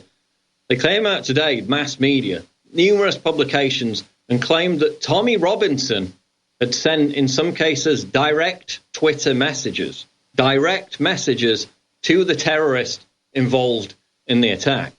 In fact, I tweeted one of these earlier. The Metro, which is the biggest newspaper in Britain in terms of sales, it's tracking about the same as The Sun. They tweeted this: Finsbury Park attacker got Twitter DMs from Tommy Robinson days before attack. So essentially they're claiming that Tommy Robinson directly contacted a terrorist, and the obvious implication is that he inspired this terrorist to carry out the attack, which killed one person. Absolutely incredible libel. It came out that what had happened was this terrorist, way before that, had subscribed to a mailing list, which at one point had sent out content, video content from Tommy Robinson. So it's the difference between being a member of a mailing list and being in direct contact with an individual via Twitter DM. Two completely different things, yet they're using this to smear Tommy Robinson and to claim, or to imply at least, that he somehow inspired this terrorist attack. And they're still doing it, even though it's been out for about 6 hours that the guy was subscribed to a mailing list, not that he was in direct contact. There you see how the Independent. Finsbury Park terror suspect read messages from Tommy Robinson days before attack. Now, what they initially claimed, and in fact, I've got the original headline, which they've changed because they're getting bombarded with people saying this is clearly libelous. Their original headline was this, because I copied and pasted it into this text file. Tommy Robinson sent messages to Finsbury Park terror suspect days before attack, caught hears. Now, even in this article, which is, again, completely misleading, fake news, libelous headline, even in the article, this author admitted, quote, Mr. Robinson's message, which was identical to that sent to other supporters. So what's a message that's also sent to other supporters? Well, it's a mailing list. Completely different thing from the claim that Robinson directly sent Twitter direct messages to a terrorist. And they're still publishing articles. The Metro still got this tweet up. Hours later, 6 hours later, it was completely clarified that this was a mailing list. Again, shows you the mainstream media, while claiming that we're fake news, will peddle the most damaging fake news that could put people at risk. It could actually put Robinson at risk. It's definitely defamed his character. They'll do it on a whim. They'll do it every single day, and they'll feel good about it. Absolutely incredible that it's still happening as we speak, even though it's hours after it's been clarified that being on a mailing list is completely different from actually directly communicating with someone. Zero Hedge reports German city bans all new refugees as violent crime spikes. One small German city started turning away new refugees amid an explosion of violence between the newcomers and a burgeoning and illegal neo-Nazi group that's taken root in the city. So again, this is the problem that I talk about. If you allow these policies to really flourish and enrich these different parts of Germany, where in some cases they have tiny little villages of like 50 people, and then they suddenly announce, oh, by the way, 2,000 refugees are coming to stay in your village. But don't worry, nothing's going to change. If you allow that kind of insanity to go on, you're going to bolster actual far-right extremists because people get desperate. And if they're the only people who are listening to them, then obviously membership of those far-right extremist organizations is going to rise. If they're treated like absolute crap by their own government and told to shut up and just take it as their towns and villages are overrun, as crime, as rape, as sexual assault explodes. Officials in the city of Cottbus, located about 120 kilometers, has been plagued by a surge of attacks from refugees and right-wing extremists since the beginning of the year. According to Fox News, Brandenburg State Police said 2 Syrian teenage boys were arrested under the suspicion of injuring a German teenager in the face with a knife last week. So it goes through all the different cases of crime. Basically, they were able to attribute a 10.4% rise in violent crimes in the state during those 2 years exclusively, or almost exclusively, to refugees. After the study, they basically said, we're not taking any more. The Interior Minister Karl-Heinz Schroeder told the Mail that the ban on new refugees would be in effect for the next few months. So initially it's going to be a few months, and it may be longer than that. They've had enough of it. They're saying no. Mentioned this before the break. The ISIS leader, Abu Bakr al-Baghdadi, is hiding, or could be hiding, in a European country, in a Scandinavian country. Now, take a wild guess as to which Scandinavian country that may be. And it's Sweden. According to sources The Guardian has talked to, top ISIS leaders, including Abu Bakr al-Baghdadi, have fled Syria and could now be hiding in Scandinavia. And if that is the case, then liberal Sweden, where the ID checks are an absolute joke and out of control, is certainly the most obvious choice.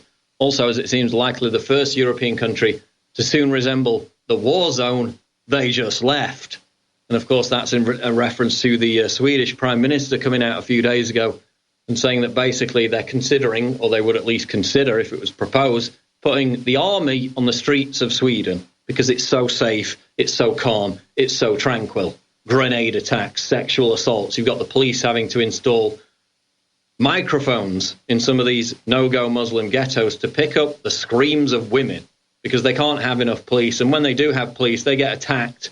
The police station's basically a fortress in Malmo now. They can't even have windows on these places because they get attacked, they get burned down. You've seen police stations bombed. You've seen riots. You've seen cars set ablaze. You've seen the ambulance workers, the fire workers getting attacked in these migrant ghettos. To all intents and purposes, at least in these concentrated pockets, it does indeed resemble a war zone. And now they're speculating that Baghdadi himself, the leader of ISIS, could have returned what is essentially now his spiritual home of Sweden. Mentioned this when I was on with Alex. This is out of Breitbart. Health Minister, social media accounts should be linked to government-issued identity cards. Where have we seen this before? Well, we've seen it with the EU, tried to pull it off, and we've, of course, seen it with China and their social credit score. But the Irish minister responsible for mental health has suggested that all public services cards be linked to social media accounts to verify users' identities. RTE News reports that Jim Daly, the Irish minister responsible for mental health and older people, has recently called for all public services cards to be linked to the social media accounts of card users to verify their identity. Now, of course, we've seen this before, not just in China, but also with the European Union, or the European Commission, more specifically, in 2016, which insisted that state-issued ID cards should be used to log into social media platforms such as YouTube, Facebook, and Twitter. Why would they do that? Well, one, it's to completely eviscerate anonymity on the internet. And two, if you know that everything you post on the internet is directly linked to a government ID card and maybe a social credit score, if we want to ape the communist Chinese system, maybe you would be less likely to criticize the government. Maybe you would be less likely to leave offensive comments that might upset people on social media. So no, you should never tolerate a government ID being linked to your social media account. That's completely Orwellian. It's completely draconian, and it should never happen. Absolutely incredible. Davos, where, of course, Trump is about to visit, Indian Prime Minister says attacks on globalism must be stopped. They are in complete panic mode. Giving the opening speech at the World Economic Forum's Davos summit on Tuesday, Indian Prime Minister Narendra Modi told global elites that opposition to globalist policies is one of the world's foremost threats. Now, we had the big Davos elitist, I think it was last week, come out and say that Trump poses a direct threat to the centralized globalist agenda that these guys have been putting together for decades, and that's basically going to be the entire subject of the summit in Switzerland this week. He said, quote, forces of protectionism are raising their heads against globalization. Their intention is not only to avoid globalization themselves, but they also want to reverse its natural flow. Yeah, real natural, isn't it? Being driven solely by the whim, by the will of technocrats against the interests of the ordinary man. So they're really, really panicking about that. We've also got the social media censorship. We had this up on Infowars earlier. Facebook employee says new trust algorithm will prevent Infowars and Breitbart gaming the system, which is pretty ironic given that Facebook in 2016 got... Paul, I don't mean to interrupt. I just want you to know, Paul, you've done a great job. Coming up in 30 minutes, Jack Posobiec, Naval Intelligence, great connections to the White House. Our memo is real. Nunes has the redacted areas, and as we were told, it's a larger document showing the collusion and lies of the globalists. That's coming up in 30 minutes during the War Room. Thank you for the great job, Paul. 30 minutes from now, we're going to suss out the actual memo in detail straight ahead. You're listening to The Alex Jones Show.